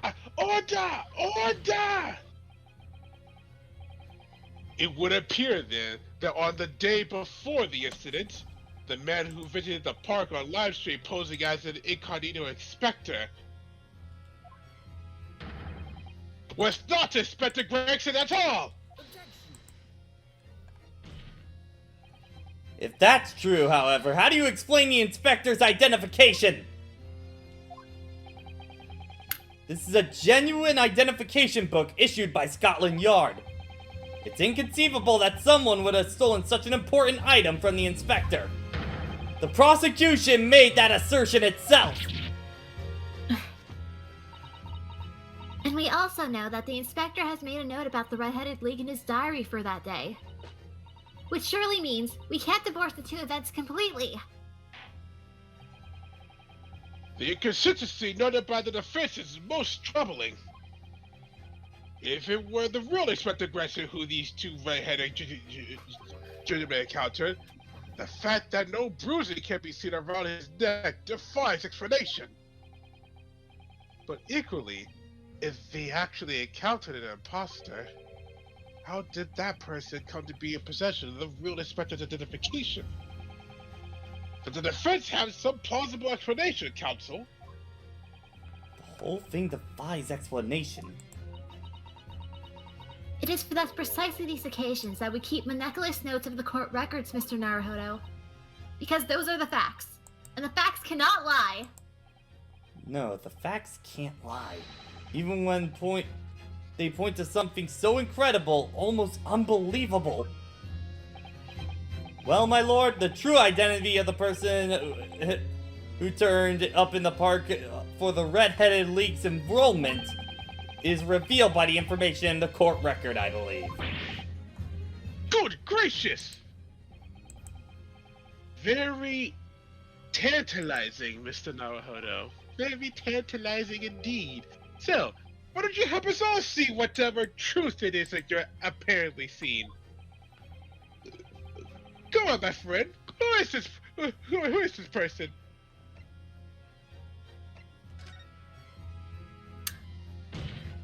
No manga jokes. Though it seems incredible, I believe the undeniable facts point to one thing. Since no bruising can be seen on the victim's neck, the person who these two redhead men took prisoner that they cannot have been Inspector Gregson. In other words, your whole argument up until now has been a waste of time. Objection! On the contrary, I haven't finished. What? There's no bruising around the victim's neck, so the question immediately posed next is, who exactly was the man in the parkle on Lime Street who found to be carrying Inspector Gregson's identification? See, that's right. We tell the same story every time. Whoever this man was, the couple dragged him from a pillar to a post with a dog collar. I was not so harsh as you say. Oh, sorry, that's me. So who was that? A false Inspector A? Who was he? Clearly, the defense has an idea about that. Clearly, the defense has an idea about that. Sorry. About the true identity of the man who, the man these two imposters see that's the plan. Blah blah blah blah blah blah blah blah blah blah. Turn me off, Brunoske! You stole my line. I must ask the counsel for the defense to elaborate post haste. Who did the witness encounter in the park, posing as Inspector Gregson? I think it's gotta be Sholmes at that point for that. Take that! It's surely no secret. Ah, damn it. No. Fuck. Wait. Oh, wait. Oh, wait. No. Wait. Okay. It's surely no secret. This is the identity of the imposter! On what ground? Well, I said it was no secret, but that part is! Ah, fuck, damn it! You gave me hope, Sophie. No. No. Yeah, I wanted you to listen to what Cosmo said. It's kind Oh, Perhaps my learned friend needs to experience what it feels like to be dragged around the streets by the neck. I'll use my imagination, thanks. Cosmo can be savage with these. Okay,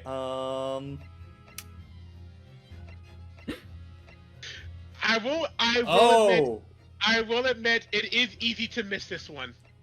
Is it supposed to be Daily Vigil? I think it might be. Take that!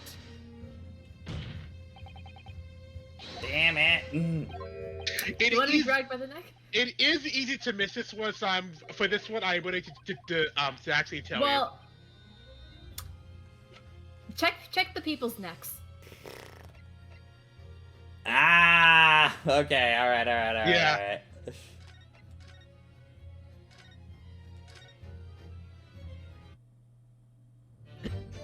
Oh wait, what? It was all the way back then? What the fuck? Hold it! Okay, hold on. Gotta go back. Fuck! I didn't realize it was that far back! Cosmo, so you mishandled your saves. I felt that. We were back in time, didn't we? Ooh, wow. Looks like you forgot to save. Oh, look at that. Now you're gonna... Oh, go on. Present. Alright, we're gonna run through the script. Yeah. Ooh. He's got you there, Naruhodo. Ooh, so what you messed up, huh? What you messed up? But it was something important. I bet you hit you with the 1-2 gotcha.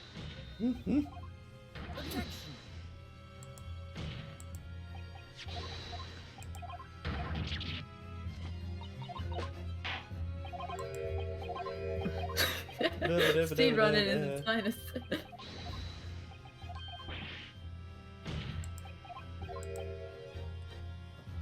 And imposter. Rub. Objection!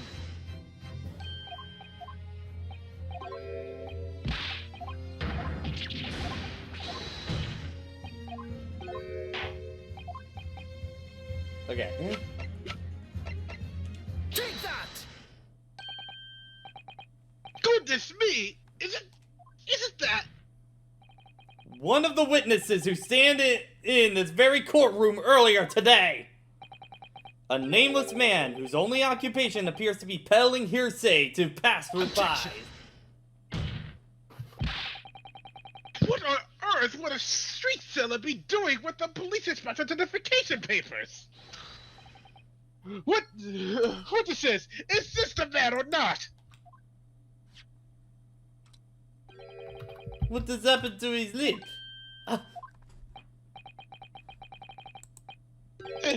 See, this is a man.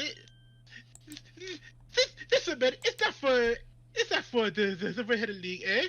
He's looking for the twisted lip league, no? Perhaps rather than making such a rash claim next time, you should bite your lip instead. It seems probable, yes, but one undeniable fact remains. During his testimony earlier, I noted something around the man's neck. A red ring of bruising. What? The defense demands that Mr. Gossip be brought back to the stand.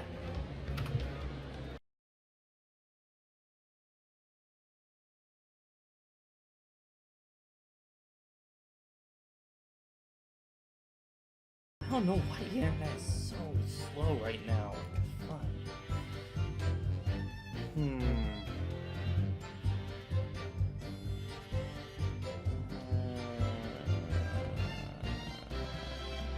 It's so weird that it's not getting up to the where it should be at all. Okay, I think I'm gonna reset it real fast, honestly, because yeah, it's just too much. So, hang tight, guys.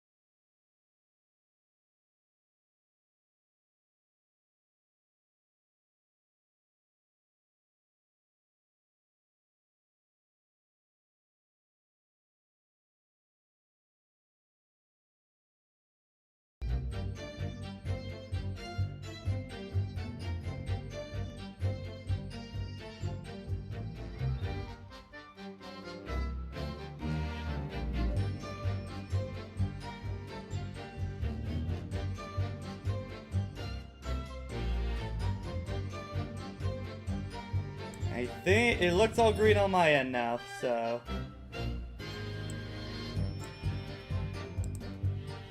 are you guys there? Yep. Yes. Okay. We need the screen back up. Okay, yep, getting it back up. Man, I'm wondering at this point if I just need to, like... I'm wondering at this point if I just need to bring, like, stream quality down to, like, 720p for streams at this point, or, like, something, because I don't... Oh my... What the fuck? It just went back down. What the heck? Gah! Okay, This is like, this only happened like recently. yeah, I don't know what the... I don't feel like I changed anything, so I don't know what's going on.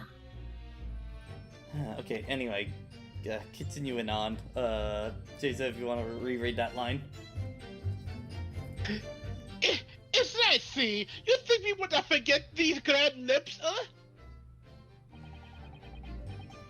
I never leave Fresno Street. I never leave Fresno Street. All right. I have no interest in any red-headed league. Okay, hold on. Sorry, guys. I'm gonna be right back again because.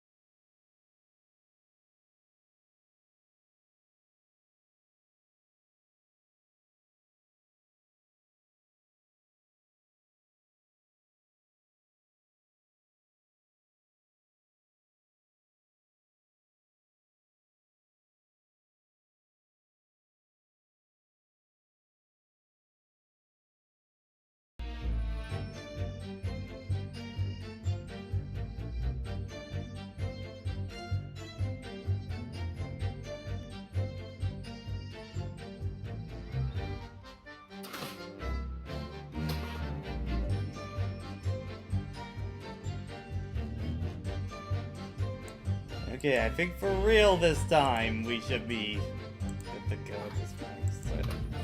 God. Okay.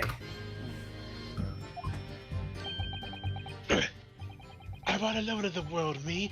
I have no kinfolk or nothing. Why would I be involved in something like that? Just look at me, eh? Does it look like I could carry off a disguise with a face like this? It would certainly appear that we have the wrong man. That's what I've been telling you, huh? There's no need for this pointless testimony. That's right. I'm just a simple peddler, remember? But Bristol Street's all I know. How would I have come by a police identification book, eh? Well, yes, that's hard to explain, but A brief cross-examination, I think, counsel. Very brief. isn't there anyone else in this courtroom who thinks I might be onto something? I sit to leap at your side always, Mr. Naruhodo.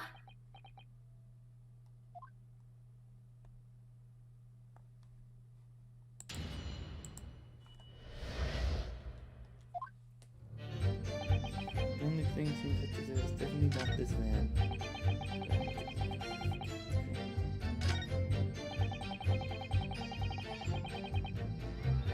I would say at this point, for time, we skip reading the dialogue for presses.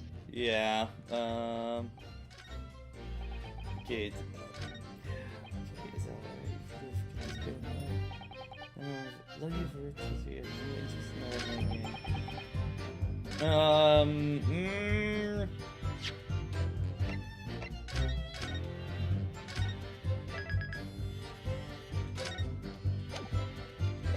I think I know the contradiction right here.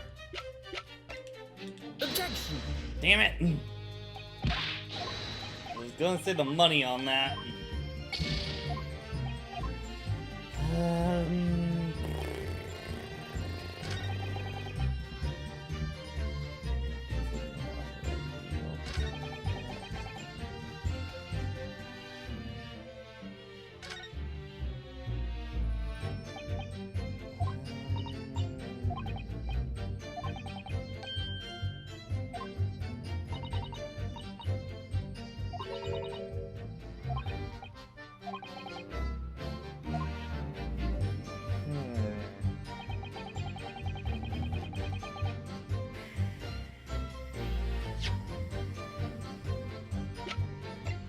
just trying to think of this without having to press anything kind of deal for this, just so we can try and wrap this up.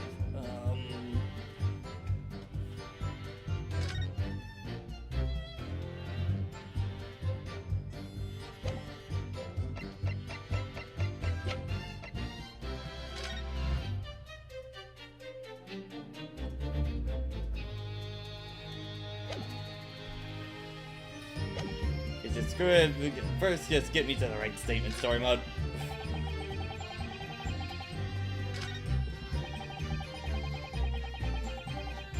Hold it! Oh, okay, it was one of these ones. Damn it. Okay. Alright. So, you've heard of the Redhead League, had you? You don't get a name like Gossip for nothing, eh? It's my business to know what's going on, going off in town. I saw that takes a temper to a fair few redheads that came past me. Just between us, I even got Savage to cop up for it.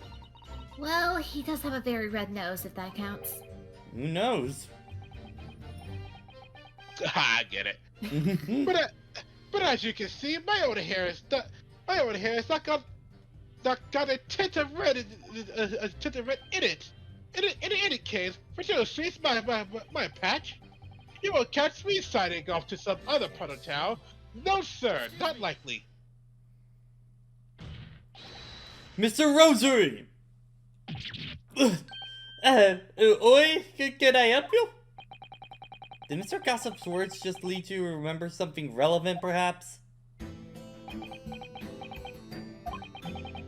It was the other day when I was looking for a place near the park, a small house or something.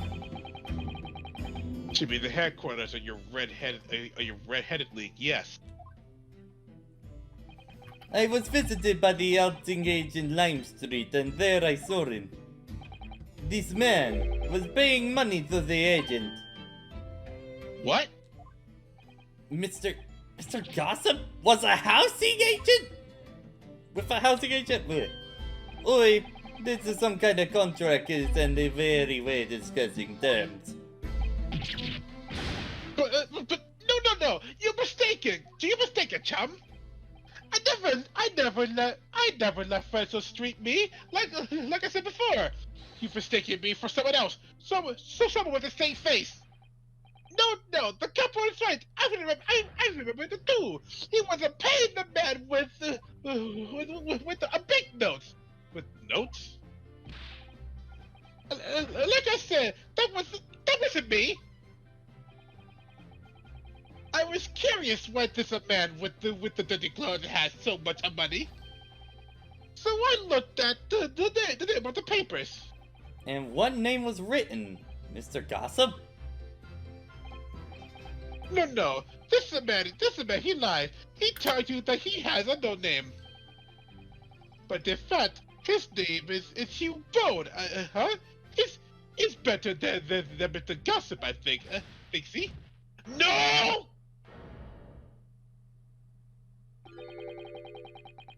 I'm a peddler of tidbits of information, like I said, on Frenzo Street, and that's that. I don't much like folk talking about my personal life. Indeed. It is not the intention of the court to invade the privacy of witnesses. Very well, I shall respect your wishes, sir. The aforementioned names shall be redacted from all court records of this trial, assuming no objections. Actually, I'm sorry, my lord, but the defense does object. Because the name just mentioned has a very deep significance in this case. Good gracious! Do you separately object, Prosecutor Asogi? As it happens, my lord, that particular name has already been mentioned during today's proceedings. Well, I never! In what capacity? Hugh Spoon. The name of the leash hoarder of the room. Let me put this very simply. The victim's body was discovered in your rented room.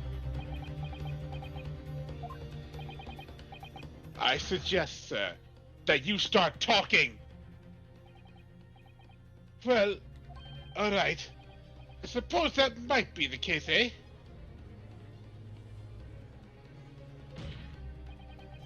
So your real name is Hugh Bone? Well, just between us. I just like to blow me old trumpet, but there's no finer pantheon of tidbits in town. So I happen to be able to afford a grumpy little room in a fallen down backstreet townhouse. You do?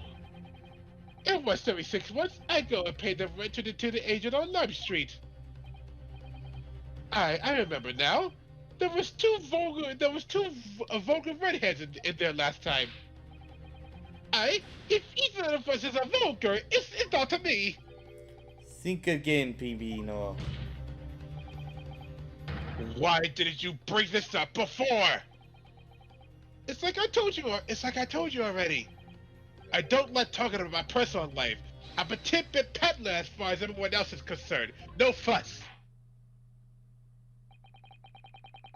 You will update your testimony to include this most surprising revelation, Mr. Bone. If I must. So the leaseholder Scotland Yard has been looking for since a body was discovered. Has been here under our nose all along. And thankfully, it's been like green throughout the entire time after a reset, so I think That's good. I might just need to get into a habit of just resetting the internet before every stream at this point. Might just be what I gotta do. The rent. I rented the room where the fellow was found. It's true. So what difference does that make?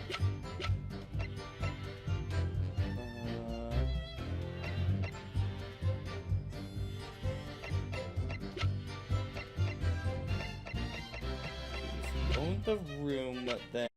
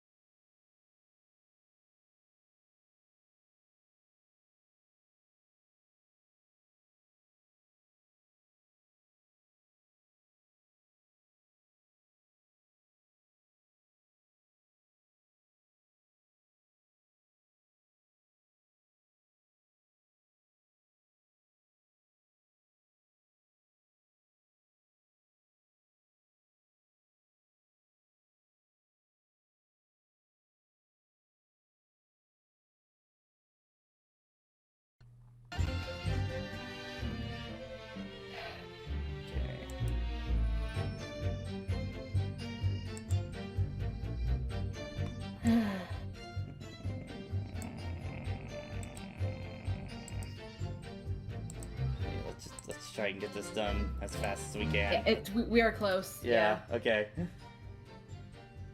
Hey, Jason, go. Alright. Well, I don't think I should have to say, really. Then how about the notice board in there? Which was covered from top to bottom with confidential documents only the police should have had access to. No. That board's not mine. The inspector must have brought it along. It's the only other bits and bobs that belong to me. The desk and the chair and that. People don't generally carry enormous notice boards around with them. The real question is, why was Inspector Gregson killed there, in your room? Well, obviously, I've not the faintest idea. I mean, it's causing me no end of bother, to be honest. It seems to me that Mr. Gossip, I'm sorry, Mr. Boone, would have better little known about his room as possible for some reason. Yes, it does come across that way, and more importantly, knowing the scene of the crime is actually his room completely changes things. In particular, there's one part of his testimony that's really bothering me now. That's how I'm finally gonna undo this man. I'm all alone in the world.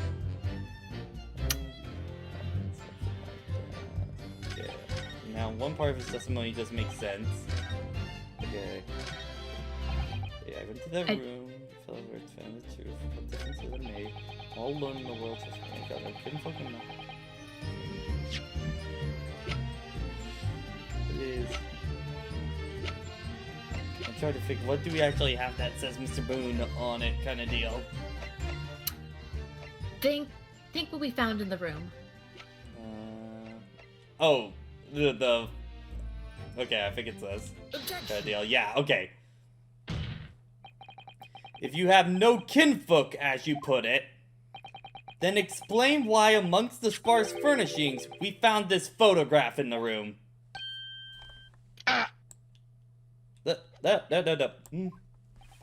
I presume you've been renting the room that this photograph belongs to, does it? Oh, well... Mr. Boone, drop the pretense and tell the court exactly who you are! I don't know what you mean. I'm a peddler. I keep telling you. You don't need to bother with me. Please, just leave it alone. As the man says. Leave it alone. Whatever the truth is about this man's life, it has no bearing on this case. Because it's simply not possible that he impersonated Inspector Gregson. Objection! How are you so sure? Just look at the man! No amount of disguise could ever hide those unmissable features! But what if we were to look at it the other way around? What do you mean? Yes, counsel, what do you mean? Well, there's no denying that Mr. Boone's lip is very prominent indeed. But consider this possibility, that his prominent lip itself be part of an elaborate disguise. Then hiding that prominent feature, in other words, revealing his true face, would make an utterly impenetrable disguise! Wouldn't you agree, Mr. Hugh-Bone?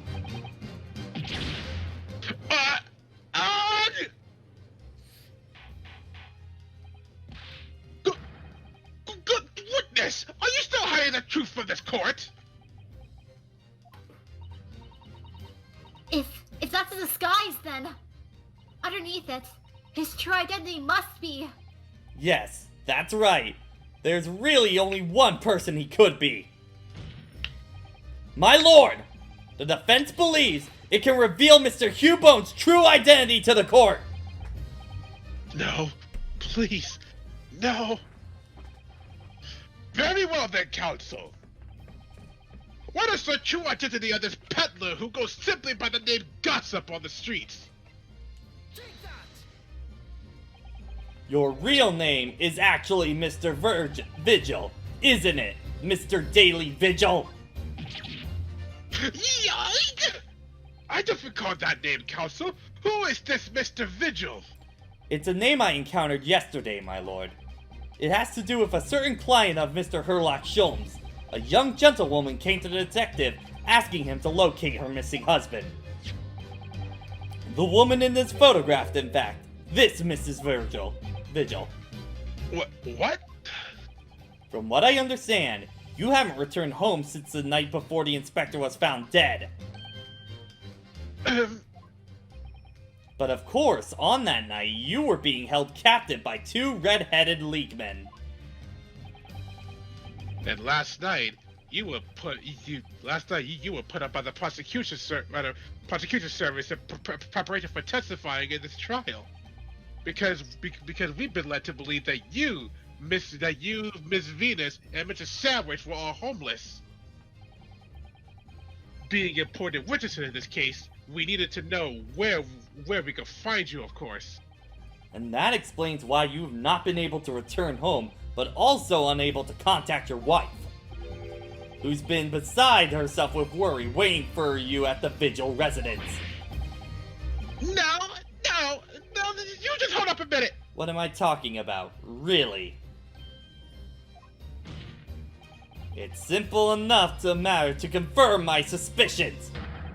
All we have to do is pull off that disguise! No, please! Bring soap, a sponge, and a washbowl at once! Mr. DeRosa, Mr. DeRosa, you and Mr. DeRosa, you will restrain the witness! Oi, my lord! Oh, my lord! See, my lord! No! Stop! Get off! Don't! This guy is having a bad day. I like how they cooperate.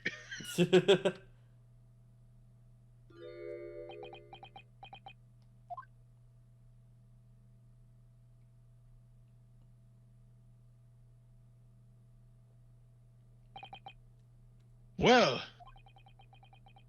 we are now seeing your true features, I presume. Ah, you got his nice fancy coat and everything, huh? Lift your head, sir, so the court can see your face.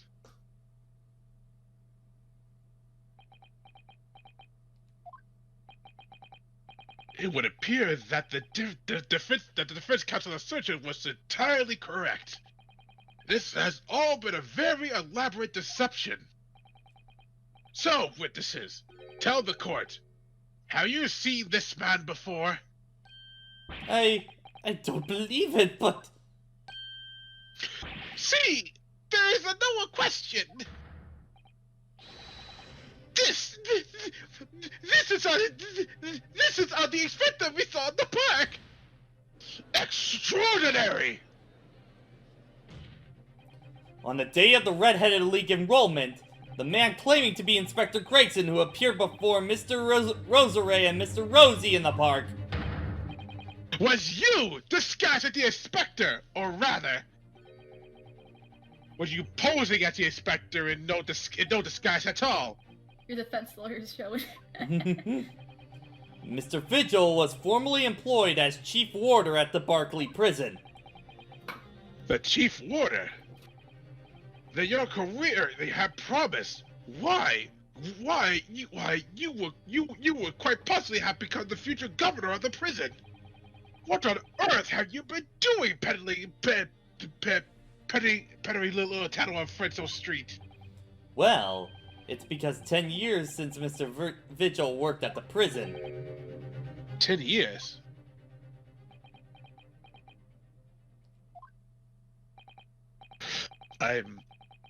I'm really dreadfully sorry about all of this. Yes, it's true. I am Daily Vigil. And you were the chief warder at Barclay Prison 10 years ago? So where did Mr. Hugh Bone come from? Bone is the other me. It's a name I invented. Well, evidently there is a great deal under the surface here. I'll explain everything. I'll tell you just how wretched my life has become.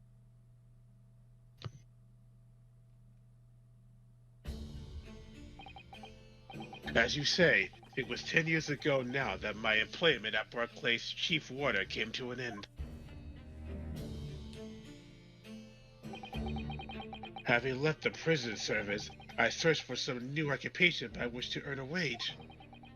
But times were hard in London, and I found no suitable engagements at all.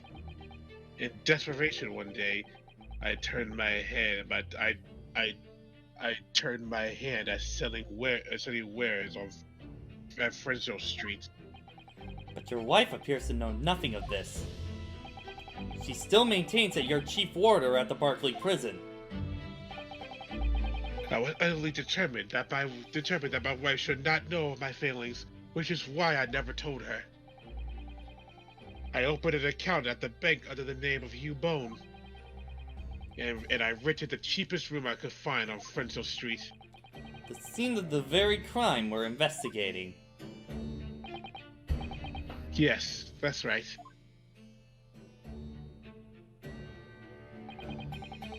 A place from which I could emerge every morning at 8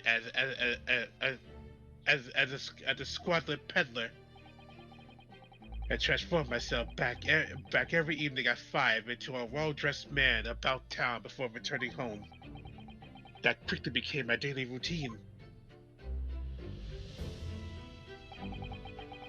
I was puzzled by the lack of furniture in the room, but that explains it.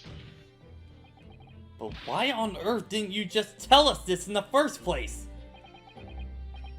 I have a wife, sir, and 2 sons. And without wishing to sound self-conceited, they regard me with some pride. I couldn't bring myself to disappoint them. So instead, you decide to conceal your occupation from them? Yes. I made such a terrible mess of everything. Still, one thing doesn't add up. No matter how many tidbits of information you can sell to passing gentlemen, even at 6 pence a piece, you could hope to match the salary you must have commanded as chief warder at the prison. Very true.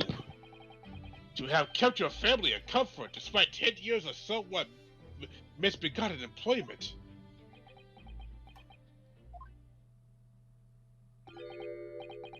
That was all thanks to Inspector Gregson.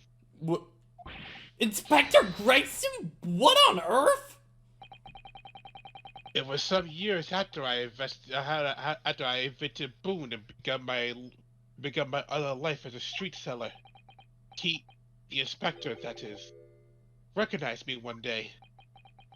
Do you mean to say the victim was an acquaintance of yours? I knew him from my time working at the prison.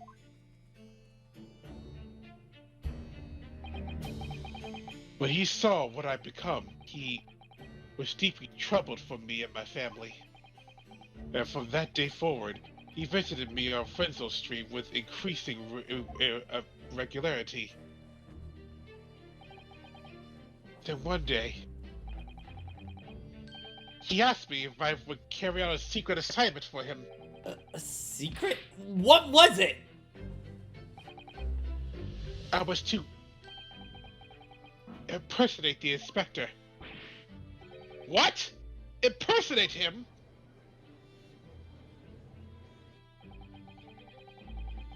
We always met in that little room so the inspector could brief me. How do you even say that name? Orcres? Orkeys. Orkeys. Yeah. Visit Orcres tomorrow and take a statement for the properties. Also, what are you buying? From the grave. Yeah. It was always something along those lines. Surveillance work, interviewing people. One of those occasions, he would let me hit identification so people would believe who I was. My instructions were to make an impression, to let people know that Inspector Grayson had been at work. And for those service, he compensated me financially. A Scotland Yard inspector willingly relinquished his identification into your care with intent to his blah blah? That, as I'm sure I need to point out, is a very serious criminal offense. But why? What was the point of you impersonating him? I truthfully do not know. All I can say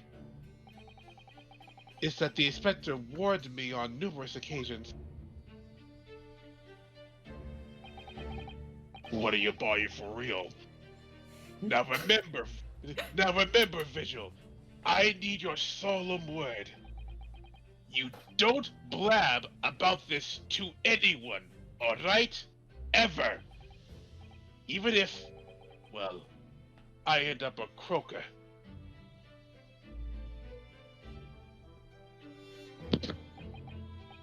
In time, he started to bring papers with him to the room as well. It became something of a second office for him.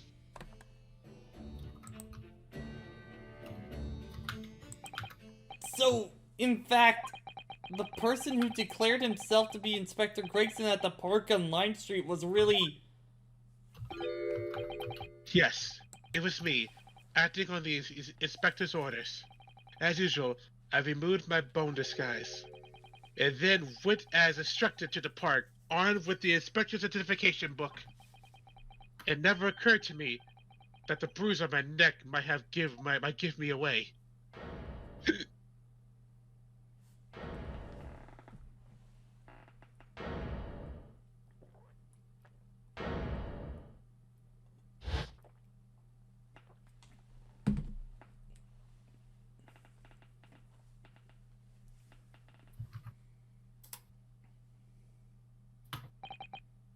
Well, well. It would seem this confession completely destroys the defense's case. Explain yourself, Prosecutor Osogi. My learned friend's assertion was as follows. The victim was killed at another location on the day before his corpse was discovered, at the hands of two red-headed league men when they imprisoned the inspector. But no! That can't be! After all, it wasn't the inspector who went to the park that day. It was me! Oh, goodness. Finally, we are clarity. With nothing to do with the murder of the inspector. And merci, monsieur, to the events for proving it. What? Ah!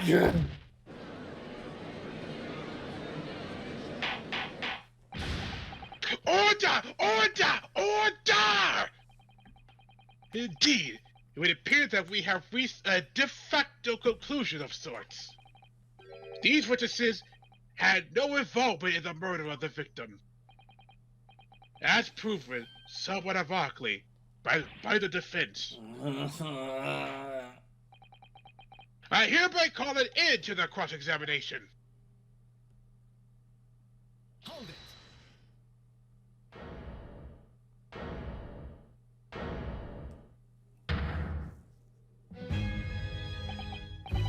Pardon me, my lord, but with your permission, I would like to pose one further question to the witness.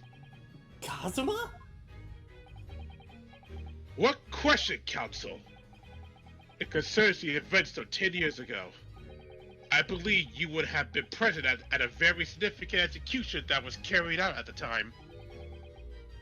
10 years ago? The execution of the professor, Genshin Asogi! I want to know exactly what your involvement was. Oh! Answer me, man! One moment, counsel! Is this related to the case? Naturally. It is the prosecution's belief that this case and the events of 10 years ago are inextricably linked. The defense concur, counsel. Kazuma, you're not yourself. You're not as calm and collected as usual. Poor Kazuma-sama. No wonder he's acting this way. This individual's memories of what happened 10 years ago would tell the late Genshin Asogi's last moments. His own father. I know, I do understand that. But even so... Professor Asogi, Prosecutor Asogi, do you genuinely believe that this question requires an answer in order to learn the truth behind Inspector Gregson's death?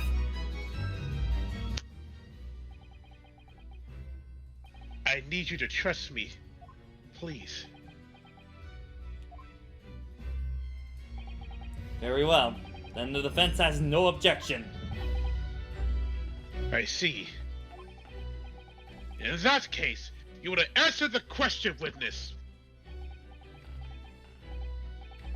The truth is, I remember very little of that time. You've forgotten? I'm sorry to say, yes. As I said, I resigned from my role at the prison 10 years ago. But for some peculiar reason, My memories of the events leading up to that moment is extremely hazy. Does that not strike you as strange, Mr. Naruhodo? Sorry?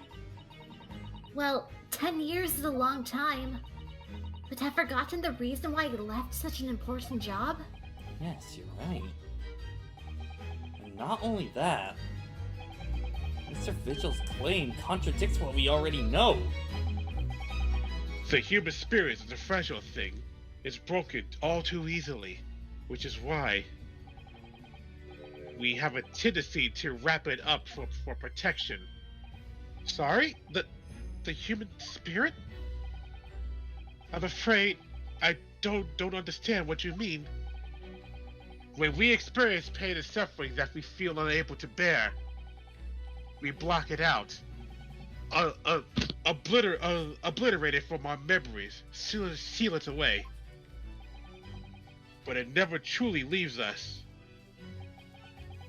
If the seal is broken, the memories resurface.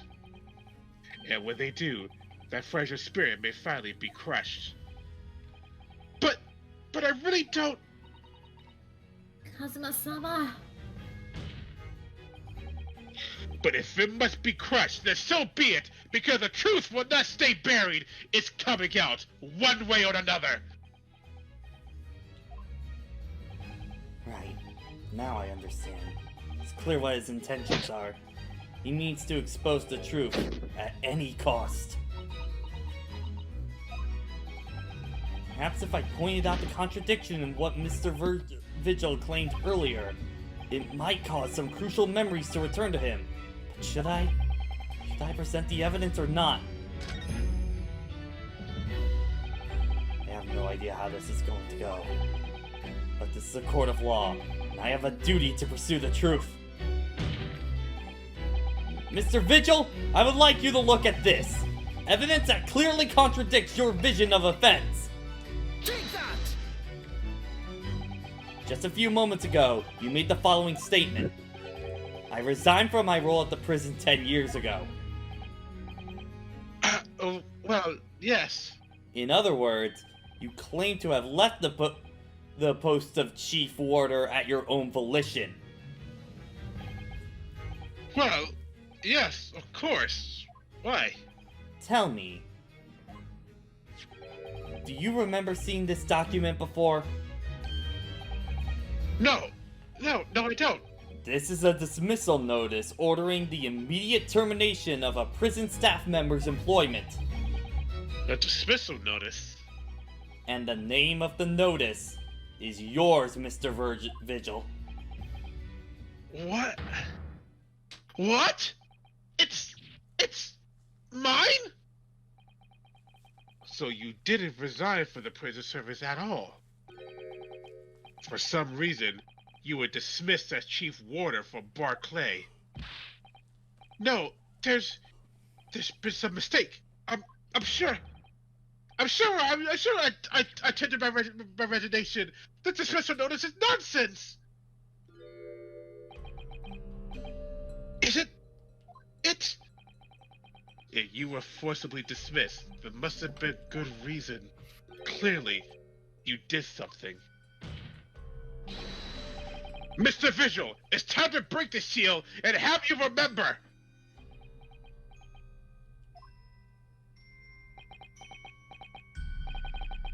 According to the few remaining records, the final execution that you supervised was on June 17th, 10 years ago. And on that day, something very serious took place at Barclay Prison. The 17th of June. Was that the professor's execution? Professor. As you were the chief warder at the time, it stands to reason that you would have been present throughout the proceedings. It does sound familiar. And yet, that execution never took place! The convent ostensibly executed earlier that day, later re-emerged from his grave.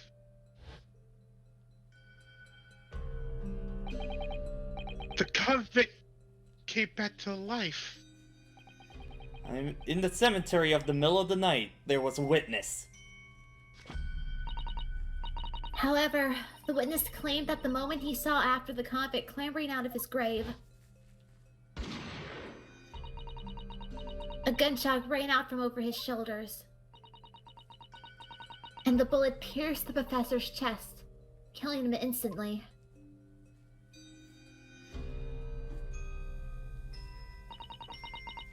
Though it may have been the professor's actual last moments. Yes. Yes. Seeing as you were in charge of overseeing executions at the time, you must know the truth about what really happened. It's in your head, somewhere deep down. Well, Chief Warder Daily Vigil, I know there are memories in your head that can explain what happened on the 17th of June 10 years ago. And now it's time for you to drag them out! Ugh. Mr. Vigil?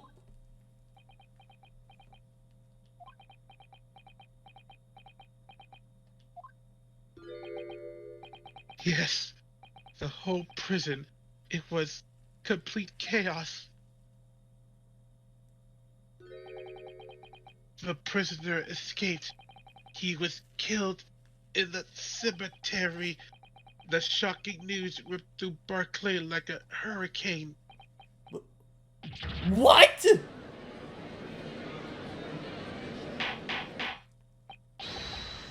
Order! Order! Order!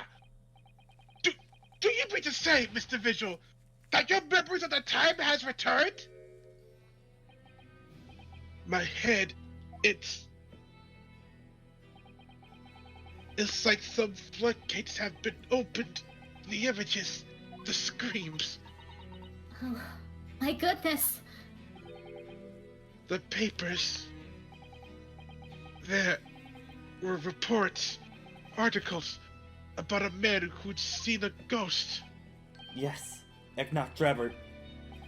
But surely those reports were exaggerated. There were traces at the scene. Traces of what? In Loke Cemetery, at plot number 1939, blood. Lots of blood. That's where the man was buried, of course.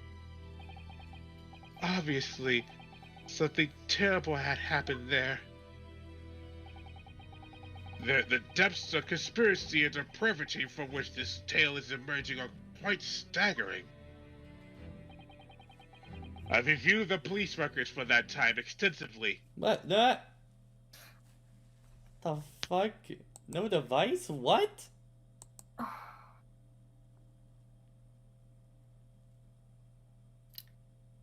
Are you serious right now?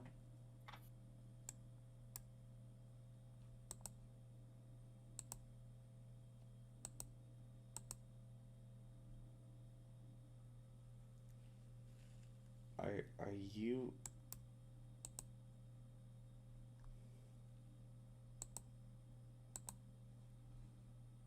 Oh my god. What the fuck?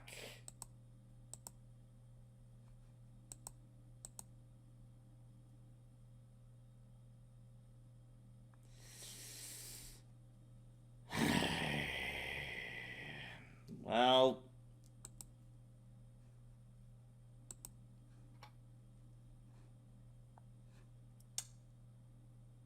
I guess we'll just have to pick this up next time. I guess we'll probably continue, maybe do a brief stream on Sunday wrapping this up or something. I don't know, but We are literally at the end. okay, we'll just tack this on to next week's at this point. Fuck. Right. I'm sorry, That's guys. Now- Unfortunately. Now a night.